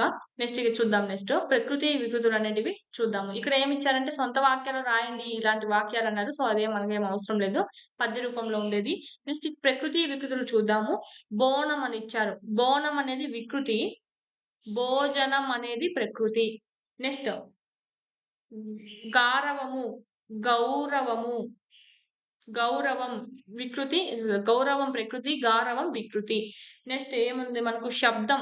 శబ్దం అనేది ప్రకృతి. సద్దు అనేది వికృతి. నెక్స్ట్ చట్టం. చట్టం దీనికి చూసినట్టయితే శాస్త్రం అనేది ప్రకృతి. చట్టం అనేది వికృతి. ఈ పక్క రాస్తాను నేను ప్రకృతి అనేది. ఓకేనా. శాస్త్రం అనేది ప్రకృతి. చట్టం అనేది వికృతి. కర్జం అంట. కార్యం, కర్జం. కార్యం అనేది ప్రకృతి. కర్జం అనేది వికృతి. ధర్మం, దమ్మము. ధర్మము అనేది ప్రకృతి. దమ్మము అనేది వికృతి. గృహము, గీము. గృహం అనేది మనకు ప్రకృతి. గీము అనేది వికృతి. సంతోషము. సంతోషము అనేది ప్రకృతి. సంతసము అనేది వికృతి. చూసుకోవాలి మోస్ట్ ఇంపార్టెంట్. తత్వాలు చూద్దాము. పుత్రుడు. పున్నామ నరకం నుంచి రక్షించువాడు. ఎవరు? కొడుకు. దేహి. దేహము కలవాడు. దేహము కలవాడు. మనిషి. ఈశ్వరుడు. ఓకేనా. స్వభావం చేత. స్వభావం చేత. ఐశ్వర్యం కలవాడు. శంకరుడు. ఈ ఉత్పత్తర్థాలు మీరు ఆల్రెడీ పీడిఎఫ్ ఇచ్చున్నాను. హ్యాండ్ రిటన్ పీడిఎఫ్ చూసుకోండి. డౌన్‌లోడ్ చేసుకోవాలంటే మీకు సరిపోతుంది. జిరాక్స్ చేయించుకున్నా సరిపోతుంది. మూషికము. అన్నపానాదులను దొంగలించునది. అన్నపానాదులను దొంగలించునది ఎలుక. ఓకేనా. ఎలుక. మందరకం అంటే ఏంటి? తాబేలు. లఘుపతనం అంటే కాకి. ఓకే. నానార్థాలు చూద్దాం. వివరము. వివరముకు నానార్థం రంధ్రము. నెక్స్ట్ వివరణ అనేది కూడా నానార్థం. వనము, అడవి. జలము. జలము అనే మీనింగ్ లో కూడా వాడతాం. ఫలము, పండు. ఫలితం. నానార్థాలు కదా. సో, వేరు వేరు అర్థాలు ఇచ్చేది రాసుకుంటున్నాం. అమృత. అమృతము. పాలు, నెయ్యి, నీరు. ఓకే. మోస్ట్ ఇంపార్టెంట్ చూసుకోవాలి. నెక్స్ట్ పర్యాయ పదాలు. జంతువు, ప్రాణి, జీవి, భూతం, మూర్ధము. మూర్ధము అండి. రాకి దావత్ వచ్చింది చూడండి. ఇదా వచ్చింది. మూర్ధము. తల, మస్తకము. నెక్స్ట్ బలము, సత్వము, శక్తి, వివరము, ఇక్కడ వివరముకి ఏం చెప్పుకున్నాము? రంధ్రము, వివరణ. ఇక్కడ చూసినట్టయితే బిలము సేమ్ మీనింగ్ వచ్చేటివి వస్తాయి. రంధ్రము, కన్నము. ఇక్కడేమో వేరు వేరు మీనింగ్ వచ్చేటి చెప్పుకున్నాం. వివరణ, రంధ్రము అని. ఇలా పర్యాయ పదాలు కాబట్టి బిలము, రంధ్రము, కన్నము ఒకే మీనింగ్ వచ్చేటివి చూసుకుంటాం. పర్యాయ పదాలు, నానార్థాలు దీంతో కంప్లీట్ అవుతాయి. నెక్స్ట్ మనం చూద్దాము. ఈడ మనకు సందులు కనుక్కోవాలన్నమాట. సందు చూసినట్టయితే అందు జూడాకర్ణుడు. ఓకే, అందున్ జూడాకర్ణుడు ఇంతవరకు చూసుకుందాం. అందున్ ప్లస్ చూడాకర్ణుడు. నకారం వచ్చింది, ధృతం వచ్చింది. మెయిన్ గా చూసుకుంటే ధృతం వచ్చింది. చా అనేది ఏమైంది? జాగా మారింది. సో ఇదేమవుతుంది? సరళ దేశ సంధి. ఆల్రెడీ ప్రీవియస్ క్లాస్ లో సూత్రం కూడా చెప్పుకున్నాం, గ్రామర్ పాటలో కూడా ఉంది. నెక్స్ట్ పరివ్రాజకుడు. పరివ్రాజకుడు ప్లస్ కలడు. పరివ్రాజకుడు కలడు. కా అనేది మనకు గాగా మారుతుంది అనమాట. సారీ, ఇక్కడ ఏముంది? డుము ఊలు ఊ ఉండాల. డు ము ఊ ఊ అక్కడ ఉందంటే కచట తపలు అనేటివి గజడ దబలుగా మారుతాయి. ఏ సంధిలో? గజడ కాదు, గసాడ దవగా మారుతాయి. గసాడ దవ దేశ సంధి. దవగా మారుతాయి. ఏవి? క చ ట తపలు. కా గాగా చ సాగా టా డాగా తా దాగా పా వాగా. ఇక్కడ ఏమవుతుంది తెలిసిన? సరళాదేశ సంధులు అయితే కచట తపలు, ఈడేమో ధృతం ఉంటుంది. ఇది ఒక సూత్రం అన్నమాట. కచట తపలు గా జ డా దబగా మారుతాయి. గజడ దబ వేరు, గాసాడా దబ వేరు. మీరు జా మారి చూడండి. ఈడ బా ఉంది, ఇదేమో వా ఉంది. కన్ఫ్యూజ్ కావద్దండి. ఇదేమో గసడ దబా దేశ సంధి సూత్రము, ఇదేమో మనకు సరళ దేశ సంధి యొక్క సూత్రము. దీంట్లో ఫస్ట్దేమో ఇదేమో అందు జూడ కర్ణుడు అనేది మనకి సరళ దేశ సంధి. నెక్స్ట్ పరివ్రాజకుడు గలడు అనేదేమో మనకి గసడ దవాదేశ సంధి. ఓకేనా. నెక్స్ట్ తడవుల బట్టి. తడవులన్ వచ్చింది కదా, సో పట్టి. ఇదేమవుతుంది? నకారం వచ్చింది అంటే ధృతం వచ్చింది. పా అనేది ఏమైంది? బాగా మారింది. సో ఇది మనకు సరళ దేశ సంధి. నెక్స్ట్ ఈ మెలుక. ఈ ఎలుక. ఈ ప్లస్ ఎలుక ఏమైంది? ఏం సంధి జరగదు కాబట్టి ఈ అనేది వచ్చింది. ఈ ప్లస్ ఎలుక. ఎడాగమ సంధి. ఇదైతే ఎడాగమ సంధిగా మనం చూసుకుంటాము. Most important.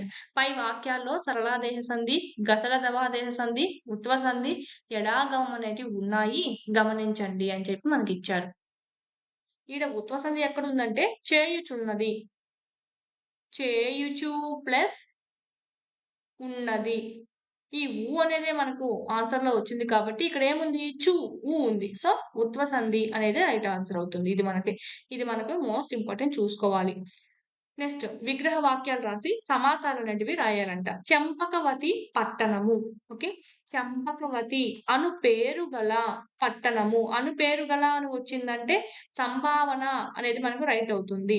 మహాభాగ్యము అంటే మహా అంటే గొప్పదైన భాగ్యము. మహాభాగ్యము అంటే గొప్పదైన అంటే ఏంటి? విశేషణం అండి, విశేషణం. సో విశేషణం పూర్వపద ప్లేస్ లో ఉంది కాబట్టి విశేషణ పూర్వపద కర్మధారయ సమాసం. ఏది? సెకండ్ది. సేవా వృత్తి. సేవ అనడి వృత్తి. సేవ అనడి వృత్తి. రూపక సమాసం. అనడి వచ్చింది కాబట్టి మనకు సేవకి వృత్తికి భేదం ఉన్నప్పటికీ భేదం లేదుగా చెప్పారు. పదాంశములు. అబ్దముల వంటి పాదాలు. అబ్జముల వంటి పాదాలు అంటే పాదాలు అనేటివి అబ్జములా ఉన్నాయంట. అంటే ఏంటి? దీంతో పోల్చాడు పాదాల్ని. ఇది ఉపమానం అవుతుంది. దేంతో పోల్చాడు? అబ్జములతో పోల్చాడు. ఉపమానం ఎక్కడ ఉంది? ఉత్తర పద ప్లేస్ లో ఉంది. ఉపమాన ఉత్తర పద కర్మధారయ సమాసం. ఓకేనా. మనకి ఇది విశేషణమా? పోలిక ఉందని చూసుకోవాలి ఫస్ట్. కలువ కన్నులు. కలువ వంటి కన్నులు. తామర పువ్వులు అంటే కన్నులంట. తామర పువ్వులతో పోల్చాడు. ఇక్కడ ఏమవుతుంది? ఉపమానం ఎక్కడ ఉంది? ఇది అవుతుంది కలువ అనేది.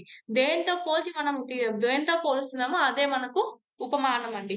మీకు గుర్తు పెట్టాలంటే ఒకరితో పోల్చి మనకు మానం తీశారని గుర్తుపెట్టుకోండి. అంటే దేనితో అయితే పోలుస్తారో అది మనకు ఉపమానం. దీన్ని కలువుతో పోల్చారు కదా! కన్నుల్ని.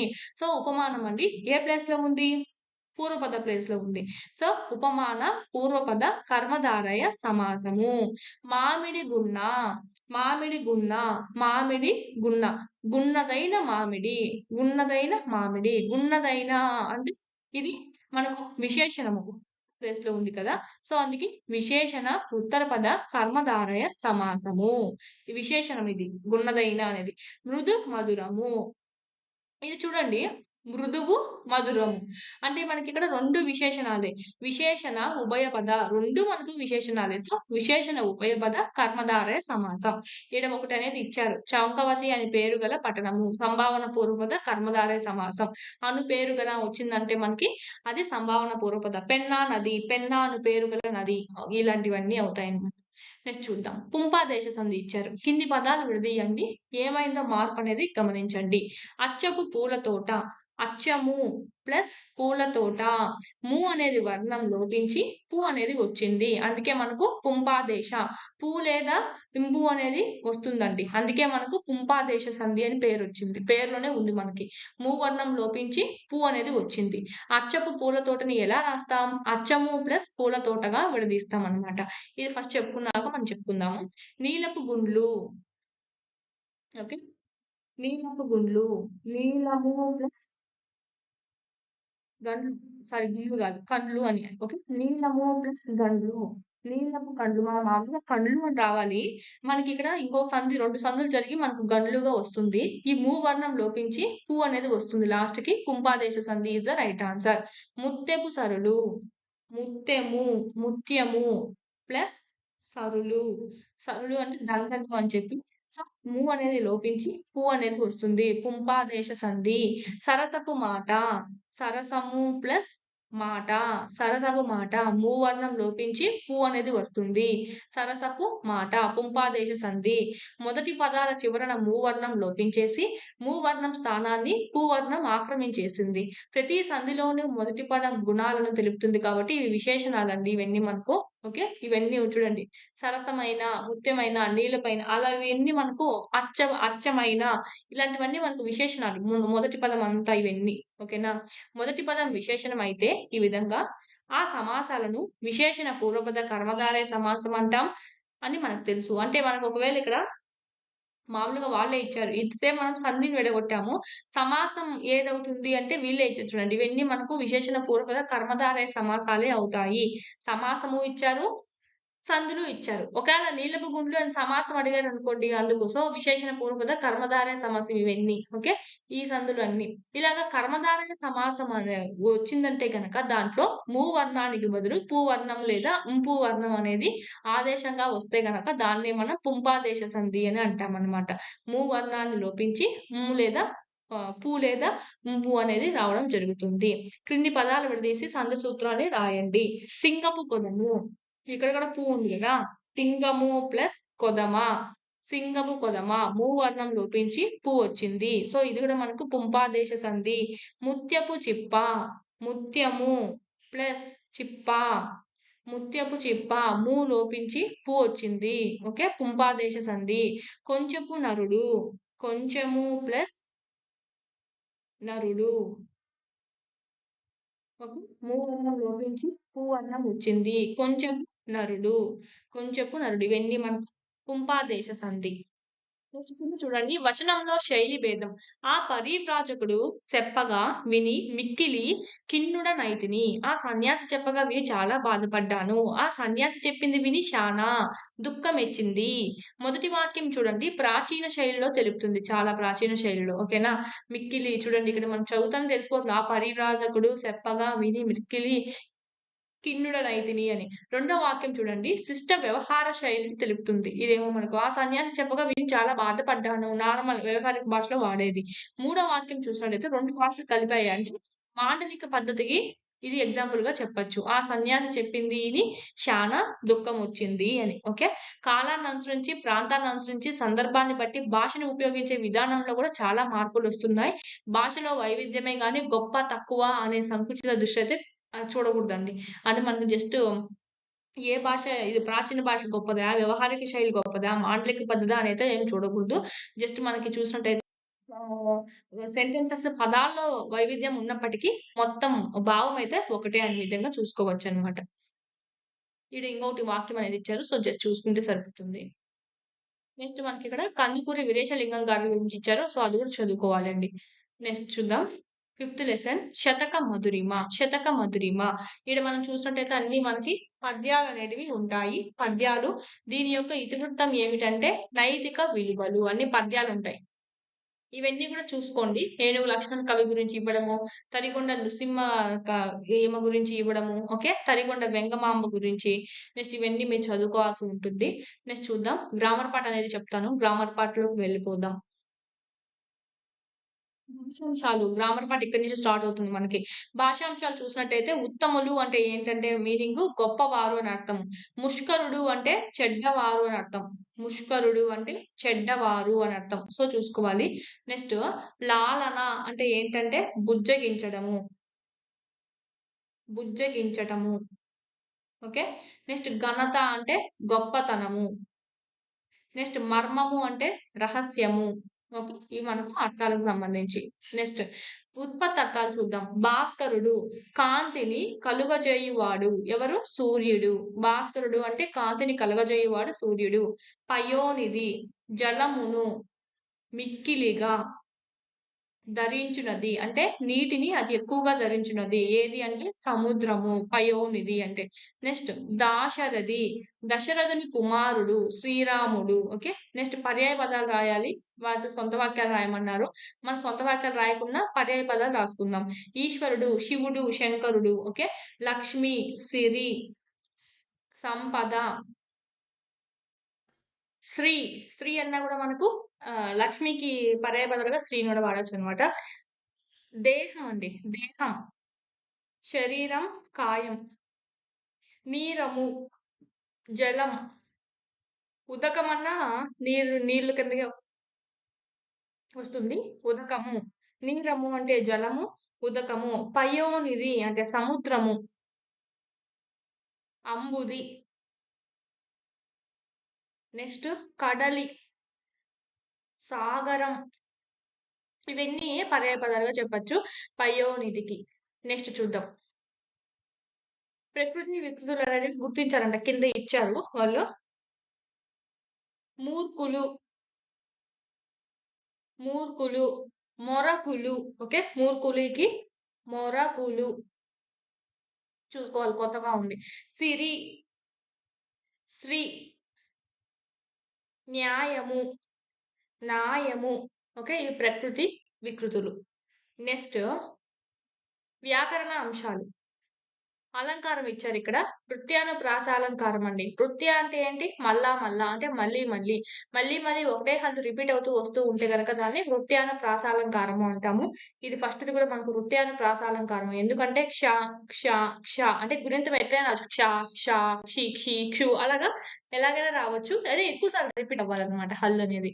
నెక్స్ట్ ఇది కూడా మనకు అదే అండి. ఇది కూడా మనకు ప్రాసాలంకారమే. ఇక్కడ చూడండి ఇది కూడా మనకు ప్రాసాలంకారమే. ఓకే. ఇది చూరుకు, తేరుకు, ఏరుకు, నారకు, దారువును. మనకు ఆప్షన్స్ లో ప్రాసాలంకారం ఉంటే అదే రైట్ అవుతుంది. ఓకే. ప్రాసాలంకారము. సేమ్ ఇయన్నీ మనకు అవే. ఇవన్నీ వాటి కిందకే వస్తాయి. నెక్స్ట్ చూద్దాము. విసర్గ సంధి గురించి ఇచ్చారు ఇక్కడ. Most important. విసర్గ సంధి గురించి ఇవ్వడం అయితే జరిగింది. సంస్కృత పదాల మధ్య విసర్గ మీద తరచూ సంధి జరుగుతుంటుంది. అది వేరు వేరు రూపాలుగా ఉండడం గమనిద్దాం. అంటే చాలా రకాలుగా మనకు చాలా సూత్రాలు ఉన్నాయి విసర్గ సంధికి అయితే. Most important. ఆల్మోస్ట్ 7, 8 ఉన్నాయండి. క్రింది ఉదాహరణలను విడదీసి చూడండి. నమో నమః. ఓకే. నమో నమః. ఫస్ట్ వన్ మనకి ఒక సూత్రానికి బేస్ చేసుకొని వాళ్ళకి ఎగ్జాంపుల్స్ అనేవి ఇచ్చారు. ఎలా రాస్తాము? నమః ప్లస్ నమః. ఓకే. నమో నమః. నమః ప్లస్ నమః. విసర్గ సంధి. మనోహరం. మన ప్లస్ హారం. మనోహరం. ఓకే. ఈ నా విసర్గ కలిసి నో అనేది అవుతుంది. పయోనిధి. పయః ప్లస్ నిధి. పయో ప్లస్ నిధిగా విడగొట్టకూడదు. పయః ప్లస్ నిధి. వచో వచో నిచయం. ఇక్కడ మనకు వచోగా విడగొట్టకుండా వచః ప్లస్ నిచయం. ఇక్కడ చూడండి దీనికి సంబంధించిన సూత్రం చూసినట్టయితే ఇక్కడే ఇచ్చేసారు చూడండి. నమో నమః, నమః ప్లస్ నమః, మనః ప్లస్ హారం, మనఃహారం, పయః ప్లస్ నిధి, పయనిధి, వచః ప్లస్ నిచయం, వచో నిచయం. ఓకే. ఈడ మనం చూసినట్టయితే ఒక విధంగా అకారాంత పదాల విసర్గకు క్ష, ష, ష, సాలు వర్గ ప్రథమ ద్వితీయాక్షరాలు ఈ ష గాని, ష గాని, సా గాని, ఓకే, క, చ, ట, తాప గాని, ఒత్తుక, ఒత్తుచ, ఒత్తుడ, ఒత్తుద్ద,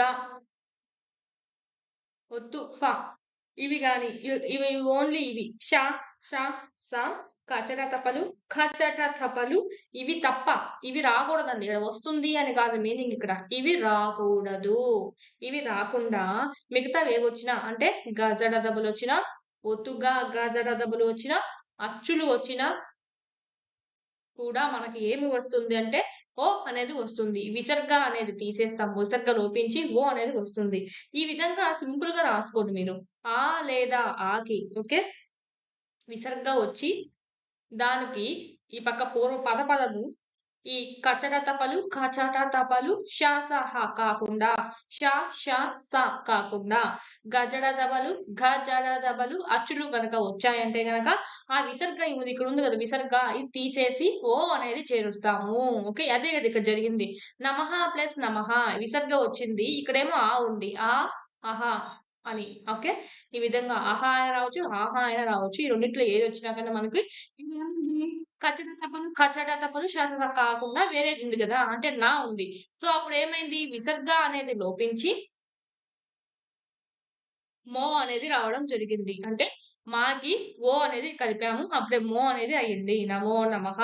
నెక్స్ట్ కూడా అలాగే ఉంది చూడండి. ఇక్కడ ఏముంది ఆహా ఓకేనా. ఆహాకి హా అనేది వచ్చింది. ఇక్కడ షా రాకూడదు అన్నారు కానీ హా రాకూడదు అనలేదు. షా రాకూడదు. షా షా సా రాకూడదు. ఓకేనా. అందుకే ఇప్పుడు ఏమైంది విసర్గ లోపించేసి మనకి నో అనేది వచ్చింది. మనోహరము. ఈడ అంతే యో అని వచ్చింది. విసర్గ లోపించి పయోనిది. వచో వచోనియము. ఓకే. అర్థమైందా. ఆహా లేదా ఆహాకి ఇవన్నీ ఇవి కాకుండా ఒత్తుగా ఇది గజడ దబలు, ఒత్తు గజడ దబలు అచ్చులు గనక వచ్చాయంటే గనక అప్పుడు మనకి ఆ విసర్గ లోపించేసి ఓ అనేది ఆన్సర్ గా వస్తుంది. మీకు నోట్స్ ఏదైతే ఉందో 10th క్లాస్ సంబంధించి అది చూడండి. నేను పీడిఎఫ్ అప్లోడ్ చేస్తున్నాను కదా టెస్ట్ సిరీస్ లోను అవి చూడండి. అక్కడ మీకు ఇట్లాగా మీకు ప్లస్లు ఈక్వల్ రూపంలో వేసుకుంటే ఇలాగా సెంటెన్స్ రూపంలో కన్నా బాగా గుర్తుండేస్తుంది మెయిన్ ఎగ్జామ్స్ కి. నెక్స్ట్ ఇంకొకటి చూద్దాము. ఇంకొక సూత్రం బేస్ చేసుకొని ఇంకోటి ఇచ్చారనమాట. ఫస్ట్ సూత్రం ఏంటి అది గుర్తుపెట్టుకున్నారు కదా. ఫస్ట్ సూత్రం ఏంటి ఆ ఆహా లేదా ఆహాకి మనకు ష, ష, సా కాకుండా అలాగే కచట తప్పులు కాకుండా ఒత్తు కచట తప్పులు కాకుండా గజడ దబలు, ఒత్తు గజడ దబలు అచ్చులు ఏమొచ్చినా గన ఈ విసర్గ అనేది లోపించి ఓ అనేది చేరుతుంది. ఓకేనా. ఇది మనకు ఫస్ట్ సూత్రము. నెక్స్ట్ సెకండ్ సూత్రం అనేది చూద్దాం. సేమ్ ఇదే విధంగా మీకు నోట్స్ అనేది ఉందండి. పీడిఎఫ్ డౌన్లోడ్ చేసుకోండి. టెస్ట్ సిరీస్ ఎగ్జామ్స్ కూడా ఉన్నాయి. ప్రాక్టీస్ చేసుకోండి. చాలా యూజ్ అవుతుంది. 9th న్యూ అయితే మొత్తం అప్డేట్ చేస్తున్నాం. 9th న్యూ సిలబస్ కదా మొత్తం అప్డేట్ చేస్తున్నాం. బిట్ టు బిట్ అండి. ఒక్క లైన్ కూడా బిట్ మిస్ కాకుండా మీకు అందించి ఉన్నాము. బిట్ టు బిట్ మీకు అక్కడ బాగా మీకు అంతా కవర్ అవుతుంది. టెక్స్ట్ బుక్ మొత్తం 9th సంబంధించి న్యూ సిలబస్. ఓకే. ఇక్కడ మనకి ఆల్రెడీ అప్లోడ్ చేస్తున్నాము. 9th ఓల్డ్ కూడా ఉంది. ఓల్డ్ అప్లోడ్ చేస్తున్నాం. ఇప్పుడు న్యూగా కూడా అప్లోడ్ చేస్తున్నాం. న్యూ సిలబస్ కూడా న్యూది అప్లోడ్ చేస్తున్నాం. చూడండి. నెక్స్ట్ చూద్దాము. గ్రామర్ పార్ట్ కూడా న్యూకి సంబంధించి ఆల్రెడీ చేసాం 9th న్యూ. ఒక చెక్ చేసుకోండి. మన ప్లస్ శాంతి మనశ్శాంతి. ఓకే. మన ప్లస్ శాంతి పైన ఏం చెప్పాము ష, ష, స కచట తపలు ఒత్తు కచట తప్పులు రాకూడదు అన్నాం. రాకున్నప్పుడు ఇవి యూజ్ చేయాలి. ఓని పెట్టి యూజ్ చేస్తాం విసర్గ తీసి. ఒకవేళ వస్తే ఏం చేయాలో ఈ సూత్రం అనేది యూజ్ అవుతుంది. ఒకవేళ ఇక్కడ మనకి ఓకే విసర్గ వచ్చి శాశాస కనుక వచ్చాయంటే కనుక కక్కను వదిలేయండి. ప్రస్తుతానికి మనకి ఇక్కడ ఇచ్చినటువంటి సూత్రం ప్రకారం వచ్చినాయంటే ఆ విసర్గను తీసేసి షాకు షా ఒత్తే వస్తుంది. షాకు షా ఒత్తే వస్తుంది. సాకు సా ఒత్తే పెడతాం అనమాట. మనశ్శాంతి చూడండి విసర్గ వచ్చిందా? షా వచ్చిందా? సో ఏం చేస్తాం? మనశ్శాంతి. చతుర్షష్ఠి చతుషష్ఠి.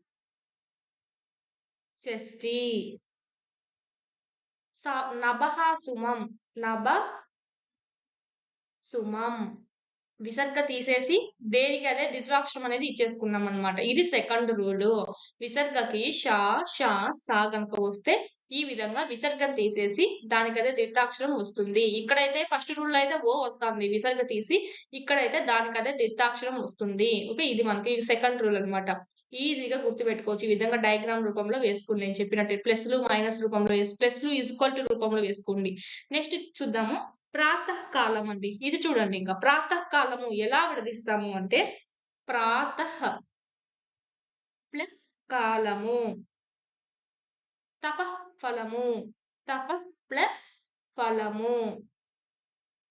ఓకే, ఇది మనకు చూడండి విసర్గ ప్లస్ కాగాని ఒత్తు కాగాని పాగాని ఒత్తు పాగాని ఓన్లీ ఇదికే పాగాని పాగాని. ఓకేనా, విసర్గ వచ్చి విసర్గతో కాగాని ఒత్తు కాగాని పాగాని ఫాగాని. ఇక్కడ చూడండి కా వచ్చింది సో ఇది, ఫా వచ్చింది సో ఇది. ఈ విధంగా కనుక వచ్చాయంటే గనక ఓకే, విసర్గకి కాగాని ఒత్తుకా గాని పాగాని ఫాగాని వచ్చాయంటే గనక మనకు ఎలాంటి చేంజ్ అనేది ఉండదు. No change. ఓకేనా, ఇది థర్డ్ రూల్ అనమాట. థర్డ్ రూల్ విసర్గకి కాగాని ఒత్తుకా గాని పాగాని ఒత్తుపా గాని వస్తే ఎలాంటి చేంజ్ ఉండదు. అందుకే చూడండి ప్రాతః కాలము ఉండేది ఉన్నట్టు రాసేస్తాం అనమాట. నెక్స్ట్ ఇంకొకటి చూడండి, సకారం విసర్గ రూపంగా ప్రయోగిస్తారు ఇక్కడ కొన్నిసార్లు అయితే. మనకు చూడండి నమస్కారం, నమస్ ప్లస్ కారం ఏమవుతుంది? నమస్కారం. ఓకేనా, సకారం అంటే ఇస్ అనేది ఇక్కడ మనకు విసర్గ రూపంగా తీసుకుంటాం అనమాట. అందుకే ఏమైంది? నమస్కారం అయింది. శ్రేయస్కారం, శ్రేయస్ ప్లస్ కారం, సారీ కరం, శ్రేయస్కారం కాదు ఇక్కడ శ్రేయస్కారం వస్తుంది. అప్పుడు ఏమొస్తుందంటే శ్రేయస్కరం. కావత్ వచ్చేస్తుంది ఇక్కడికి. ఈడ అంతే కావత్ వచ్చేసింది అంటే ఇదికి వెళ్ళిపోతుంది అనమాట. ఇస్కి ప్లస్ కా చేసాం కదా, సో ఇలా అయిపోయింది. ఇక్కడ ఇస్ ప్లస్ కా ఏమైపోయింది? స్కా అనేది అవుతుంది. ఇది మనకు సంబంధించి. నెక్స్ట్ ఏముంది? వనస్పతి. ఈ విధంగా ఇస్సుతో కూడా వస్తుందండి. ఇది కూడా ఒక సూత్రంగానే చెప్పుకోవచ్చు దీంట్లో భాగంగానే. ఓకే, వనస్పతి, వనస్ ప్లస్ పతి ఏమైంది? ఇస్ ప్లస్ ప ఏమైంది? స్ప, వనస్పతి అనేది అవుతుంది. ఓకే, ఇది మనకు ఇది కూడా మోస్ట్ ఇంపార్టెంట్. ఇస్ కనుక వచ్చిందంటే గనక అది మనకి ఏమవుతుందంటే ముందు దాంతో కలిసిపోతుంది అని చెప్పి గుర్తుపెట్టుకోండి. నెక్స్ట్ క్రింది పదాలను కలిపి మార్పును గమనించండి. ఇప్పుడు మనము పైన 3 అనేది చెప్పుకున్నాము. ఇక్కడ కింద ఇంకా వస్తాయి చూడండి. కింద చూద్దాము. మెయిన్ ఆ రూల్సే ఎక్కువగా రిపీట్ అవుతూ ఉంటాయి. ప్లస్ చూడండి అంతః ప్లస్ ఆత్మ, అంతరాత్మ. ఓకే, అంతః ప్లస్ ఆత్మ, అంతరాత్మ. ఇక్కడ ఏముంది? అంతః ప్లస్ ఆత్మ. పైన ఏం చెప్పాను? విసర్గ వచ్చి షా షా సా కాకుండా, కచట తప్పులు కాకుండా, ఒత్తు కచట తప్పులు కాకుండా, గజడ దెబ్బలు వచ్చినా, ఒత్తు గజడ దెబ్బలు వచ్చినా, అచ్చులు వచ్చినా కదా అప్పుడు ఏమవుతుందని చెప్పామంటే విసర్గను తీసేసి ఓ వస్తుందని చెప్పాం. సేమ్ రూలే మనకి ఇంకోటి వర్తిస్తుంది చూడండి. అంతః, దుఃఖ, దుఃఖ, చతుః, అషిహి పైన ఇచ్చారు. పునః. ఓకే, ఇవన్నీ ఇచ్చారు చూడండి. ఇక్కడ ఇక్కడ ఇచ్చారు వీళ్ళంతా. ఓకే, ఇవన్నీ వచ్చినప్పుడు చూసినట్లయితే ఇక్కడ చెప్తాను. అంత దుఃఖ చతు ఆషి పునః. వీటికి కచట తపలు. నెక్స్ట్ పొత్తు కచట తపలు. ష ష స హాలు తప్ప ఏమొచ్చినా గనా ఇర్ర అనేది రాస్తాం. ఏమొచ్చినా అంటే మిగిలినవి ఇవి రావడమే. ఇక్కడేమో ఓ వచ్చింది, ఇక్కడేమో ఇర్ర అనేది రాస్తాము ఆ విసర్గని తీసేసి. ఓకేనా, చూద్దాం ఎలా రాస్తాము. ఇక్కడ మనకి ఇది ఫస్ట్‌గా చెప్పుకున్నటువంటి రూలు. ఇది మనకి ఫోర్త్ రూల్‌గా చెప్పుకోవచ్చు. పైనుంచి మనం 3 సూత్రాలు చెప్పుకున్నాం. ఇది నాలుగో సూత్రము. చూడండి సేమ్ ఉంటుంది. ఇక్కడేమో విసర్గ వచ్చి ఇవి వచ్చినాయంటే ఓ వస్తుంది. ఇక్కడ చూడండి ఈ పదాలు వచ్చేసి ఇవి రాకుండా ఇవి వచ్చాయంటే గనక ఇర్ అనేది రావడం అనేది జరుగుతుంది. చూద్దాం. ఇది నాలుగో సూత్రం. మళ్ళా లాస్ట్‌లో ఒకసారి అంతా రివిజన్ అనేది చేసుకుందాము. అంతః ప్లస్ ఆత్మ ఏమైంది? ఇర్ అనేది వచ్చింది విసర్గం తీసేసి. సో, ఏమైంది?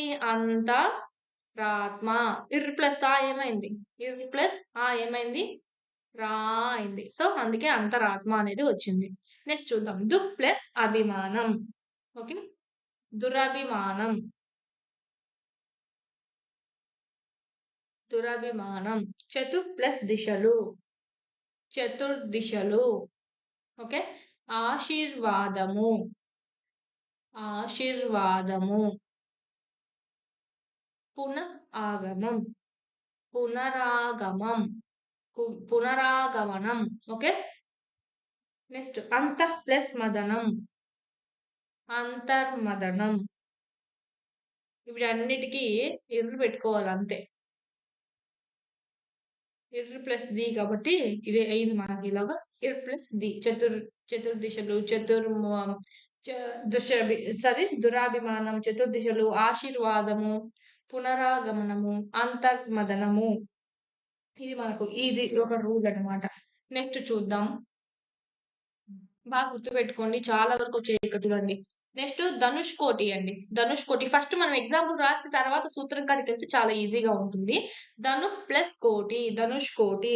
ఇక్కడ ఏమైందంటే ఫస్ట్ విడదీసుకుందాం. ధనుష్ ప్లస్ కోటి ఏమైంది? లేదా ఇలా కూడా రాయొచ్చు. ధనుష్ ప్లస్ కోటి కూడా రాయొచ్చు. విసర్గ రాయకుండా ఇస్ అనేది కూడా రాయవచ్చు. ఏం కాదు. ఈ విధంగా మనకి ధను ప్లస్ కోటి. ఇక్కడ నిష్ఫలము చూద్దాం ఫస్ట్. ని ప్లస్ ఫలము. నిష్ఫలము. ఓకే. ఈడ మనకు చూసినట్టయితే నెక్స్ట్ దుష్కరము. దు ప్లస్ కరము. ఈ ఒత్తు ఏమైతే ఉందో ఈడ కావొత్తుంది కాబట్టి కోటి రాసావు. ఈడ ఫా ఒత్తుంది కాబట్టి ఫా రాసావు. ఈడ ఏముంది కావొత్తుంది కాబట్టి కా రాసావు. ఓకేనా.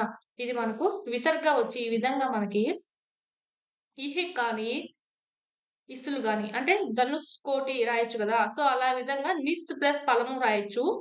దుస్ ప్లస్ కరము కూడా రాయవచ్చు. ఈ విధంగా ఇహ్ కానీ, ఇస్ కానీ లేదా ఉక్ కానీ, ఉస్ కానీ ఇలాంటి విసర్గలకి మనకి కా ఒత్తుక, పా ఒత్తుప వచ్చాయంటే గనక అది ఇస్ నుంచి ఇష్‌గా మారుతుంది. ఇష్ నుంచి షాగా మారుతుందనమాట. అందుకే ఇక్కడ ఏమైంది? షా అయింది. ఓకే. షా అయింది.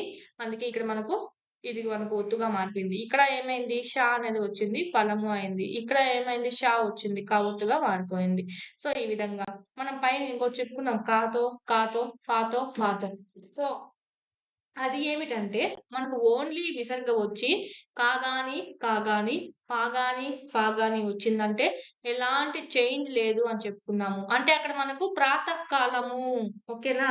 ప్రాతకాలము తమః ఫలము అని. అంటే ఇక్కడ ఏమన్నట్టు ఆహా, ఆహా అవునట్టు గదా! ఇక్కడ అలా కాదు. ఈ ఉండాలా, విసర్గ ఉండాలా. సో, అందుకే చూడండి ఇస్సు, ఉస్సు అని మెన్షన్ చేశారు. ఇక్కడేమో ఈహిస్సు, ఉస్సు లేదా ఈహ, ఊహో ఉందంటే ఒత్తుక, ఒత్తు ఉండిందంటే గనక ఈ విధంగా షా అనేది వస్తుంది. సా ప్లేస్‌లో అంటే ఈ విసర్గ ప్లేస్‌లో అని చెప్పి. ఇక్కడ చూడండి ఓన్లీ విసర్గ ఉంటుందన్నమాట. అంటే ముందు పక్క ఆ గాని ఏదైనా ఉంటుంది. ఊ కాకుండా వేరేటివి ఓకేనా? విసర్గ చూసుకొని మనం చూసుకోవాలి. ఇలాగ ప్రతిదానికి 2 రూల్స్ ఉన్నాయి చూడండి. మోస్ట్ ఇంపార్టెంట్ చూసుకోవాలి. కన్‌ఫ్యూజ్ చేయడానికి ఎలాగైనా ఇస్తారు. విడదీయడం అనేది మోస్ట్ ఇంపార్టెంట్. నెక్స్ట్ నిస్తేజము అండి. ఇంకొకటి ఇంకా. ఇదే లాస్ట్ ఇంకా సూత్రం అనేది. నెక్స్ట్ చూద్దాం. నిస్తేజము. ఇక్కడ ఏముంది? విసర్గగా విడగొట్టారు. ప్లస్ తేజము అని వచ్చింది. ప్లస్ తేజము. నెక్స్ట్ దుశ్చయ స్థితము. దీన్ని ఎలా రాయొచ్చంటే ప్లస్ తే స్థితము. నెక్స్ట్ ధనుష్టంకారం. ధను ప్లస్ టంకారం. మనస్తాపము. మన ప్లస్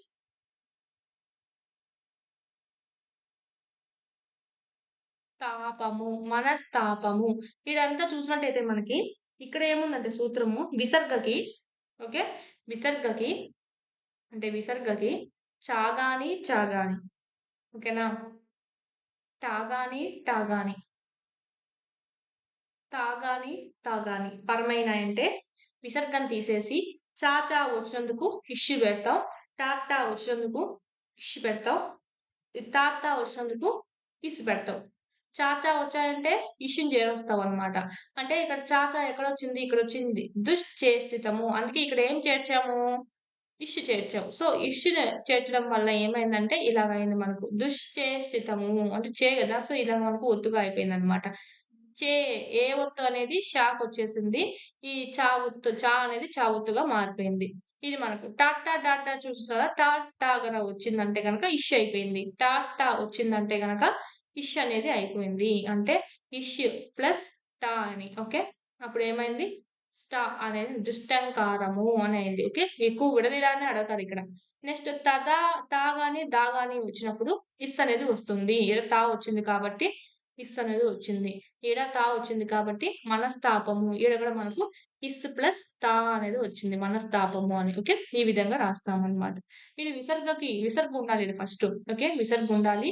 దానికి చాగాని ఉంటే ఇష్ వస్తుంది. టాగాని ఉంటే ఇష్ వస్తుంది. తాగాని ఉంటే ఇస్ అనేది వస్తుంది. ఆల్రెడీ దుఃఖతో ఒకటి చెప్పాను కదా మేడం అంటారేమో. పైన మనం ఏం చెప్పుకున్నాం? దుఃఖ్ గాని, అంతః గాని, సంథింగ్ మనకు చతుః కానీ, ఆశీర్వాదంలో ఆషీర్ కానీ, ఇంకా ఒకటి చెప్పాను పునః. ఇవి వచ్చాయంటే ఇక్కడ ఏముండాలంటే మనకి కచడ తప్పులు, గజడ తప్ప. కచడ తప్పులు, ఒత్తు కచడ తప్పులు, ష, ష, స తప్ప అని చెప్పాము. ఓకే. ఈ తప్ప గజడ దెబ్బలు గాని, ఇంక మిగతా ఒత్తు గజడ దెబ్బలు అచ్చులు గనక ఉంటే అప్పుడు ఇర్ అనేది వస్తుంది అని చెప్పాను. అంతరాత్మ వస్తుంది అంత ఎగ్జాంపుల్‌గా. ఇక్కడ ఏమొచ్చాయి? ఇక్కడ కసరతపులు రాకూడదన్నాము. అందుకే ఈ దు వచ్చినప్పటికి ఈడ మనకు చా వచ్చింది కదా! అంటే ఏమని అర్థం ఇక్కడ? ఒత్తు చా ఇక్కడ ఉంటుంది. ఓకేనా? అందుకే ఇలా వచ్చినప్పుడు టా ఉంది ఇక్కడ. ఓకే. అంటే కసరతపుల్లో ఉంటుంది. ఈ టా ఉంది ఇక్కడ ఉంటుంది. ఇక్కడ టా అనేది ఉంటుంది. సో, ఇలాగ దుఃఖ్ వచ్చినప్పటికి ఈ సూత్రం చూసుకోవాలి. ఈ సూత్రమా? ఆ సూత్రమా? అని చెప్పి. సో, ఇది మనకు చూసినట్టయితే ఇందువల్ల తీసుకుంటామనమాట. ఇది మాకు చాలా కన్‌ఫ్యూజన్స్ అనేటివి ఉంటాయి. సో, చూసుకోవాలి. అందుకే ఒకదానికొకదాన్ని పోల్చుకొని చదువుకోండి. ఒకేసారి చెప్తున్నాను. ఏమన్నా డౌట్స్ ఉంటే గనక ఒకసారి మళ్ళా రివిజన్ చేసుకునుంటే బాగా అంతా మీకొస్తుంది. నెక్స్ట్ పైన చెప్పినటివన్నీ ఇప్పుడు మళ్ళా ఇంకోసారి రివిజన్ చేద్దాం. వాళ్ళే ఇచ్చేసారు. అకారాంత పదాల విసర్గకు నేను చెప్పినట్టుగా డయాగ్రామ్ రూపంలో రాసుకోండి. ఆ పీడీఎఫ్‌లో ఉంది. ఓకే. మీరు ఈ విధంగా ఫస్ట్ సూత్రం చూడండి.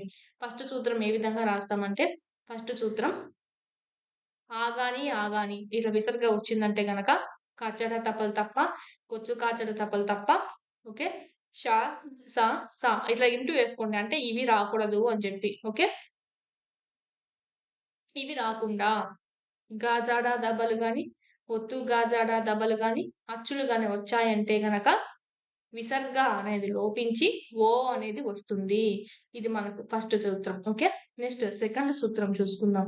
విసర్గకి షాగాని, షాగాని, సాగాని వచ్చాయంటే విసర్గ లోపించేసి షాకు షావొత్తు, ఈషాకు షావొత్తు, సాకు సావొత్తు వస్తాయి. సెకండ్ సూత్రం.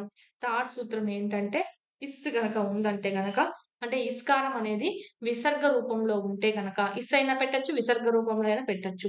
ఇలాగ ఉన్నప్పుడు ఏం చేస్తామంటే ఓకే. విసర్గ రూపంలో వచ్చినప్పుడు దీనికి కాగాని, ఫా గాని వచ్చాయంటే ఎలాంటి చేంజ్ లేదు. No change. ప్రాతకాలము, తపఃఫలము. ఓకే. నెక్స్ట్ అంతః, దుఃఖ్, చతుః, ఆశిః, పునః ఇలా వచ్చినప్పుడు సేమ్ అండి. కాచాట తపలు, ఒత్తు కాచాట తపలు, ఓకే.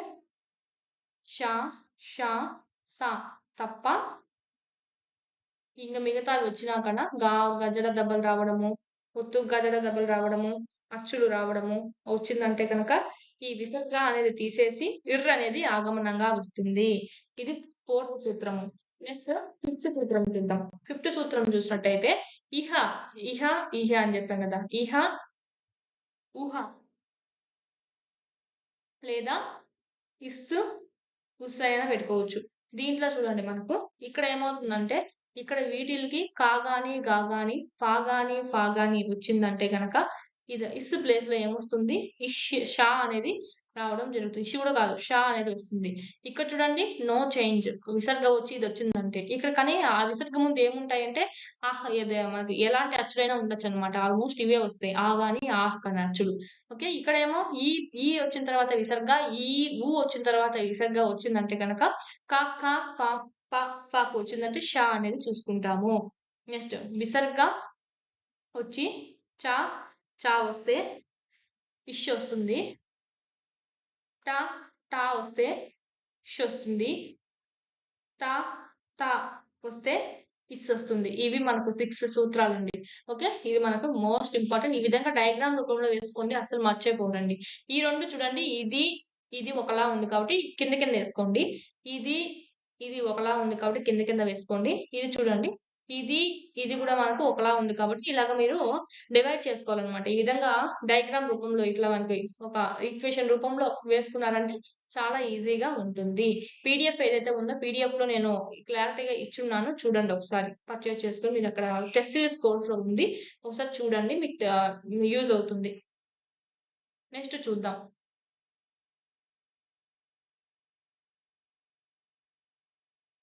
నెక్స్ట్, నెక్స్ట్ ఇంకా మనకు దీంతో కంప్లీట్ అవుతుంది. అయితే ఇక్కడ పోయెమ్ చూసినట్టయితే అనర్ఘ రత్నం అని ఇచ్చారు కదా! అనర్ఘ రత్నం అంటే ఏంటంటే విలువ కట్టలేని రత్నం అని చెప్పి. ఓకే. అర్థం. విలువ కట్టలేని రత్నము. ఇది చాణక్య నీతి నుంచి తీసుకోవడం అనేది జరిగింది. ఇది మనకు నెక్స్ట్ చూసినట్లయితే గాంధీ మహాత్ముని యొక్క బోధలు అని ఇచ్చారు. ఇది చూసుకొని ఒకసారి చదివితే సరిపోతుంది. నెక్స్ట్ ఇవన్నీ మనం జస్ట్ చదువుకొని సరిపోతుంది. బిట్టెకి రాదు జస్ట్ చదువుకుంటే మిగిలిన వాళ్ళు చదువుకోవచ్చు. ఆ ప్రయత్నం నెక్స్ట్ లెసన్ అండి. నెక్స్ట్ లెసన్ అనేది నెక్స్ట్ వీడియోలో డిస్కస్ చేసుకుందాం. అందుబాటులో ఉన్నాయి. చూడండి చాలా యూజ్‌ఫుల్ అవుతాయి. ఇది డీఎస్సీకి సంబంధించి అయితే మీకిక్కడ క్లాస్ వైస్, లెసన్ వైస్ అండి. థర్డ్ నుంచి ఎయిత్ వరకు న్యూ సిలబస్ ఏదైతే ఉందో క్లాస్ వైస్, లెసన్ వైస్ ఉంటాయి. Plus okay. నైన్త్ న్యూ గూడా అప్‌లోడ్ చేస్తున్నాం. ఎవ్రీ బిట్ కవర్ అయ్యే విధంగా న్యూ ఉంది, ఓల్డ్ ఉంది. 10థ్ గూడా ఇప్పుడు 2023కి సంబంధించి ఓకే. ఒకవేళ న్యూ గూడా చదవాలి అంటే అయి గూడా యాడ్ చేస్తాం. 10థ్ ఓల్డ్ సంబంధించి అంటే 2023కి సంబంధించినటువంటి టెస్ట్‌లు క్లాస్ వైస్, లెసన్ వైస్ ఉన్నాయి. ప్రాక్టీస్ చేసుకోండి.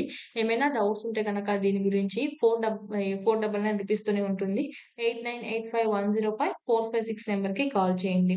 నెక్స్ట్ అదే విధంగా మీకు ఓన్లీ టెక్స్ట్ బుక్సే కాకుండా విద్యా దృక్పథాలు ఓకే. ట్రై మెథడ్స్ అయితేనేమి, సైకాలజీ అయితేనేమి, కరెంట్ అఫైర్స్, జీకే, ఎస్జిటికి సంబంధించి ఏదైతే కావాలో అవన్నీ మీకిక్కడ కవర్ అయ్యే విధంగా ఉన్నాయన్నమాట బిట్స్. ఈ ఒకసారి మీరు టెస్ట్‌లు కూడా ఫ్రీ ఉన్నాయి ఎన్నో చాలా వరకు. సో, చూసి మీరు ఫ్రీ టెస్ట్‌లు కూడా రాయండి. రాసి పర్చేజ్ చేసుకోవచ్చు. ఏమన్నా డౌట్స్ ఉంటే ఈ 8985105456 నంబర్‌కి కాల్ చేయండి.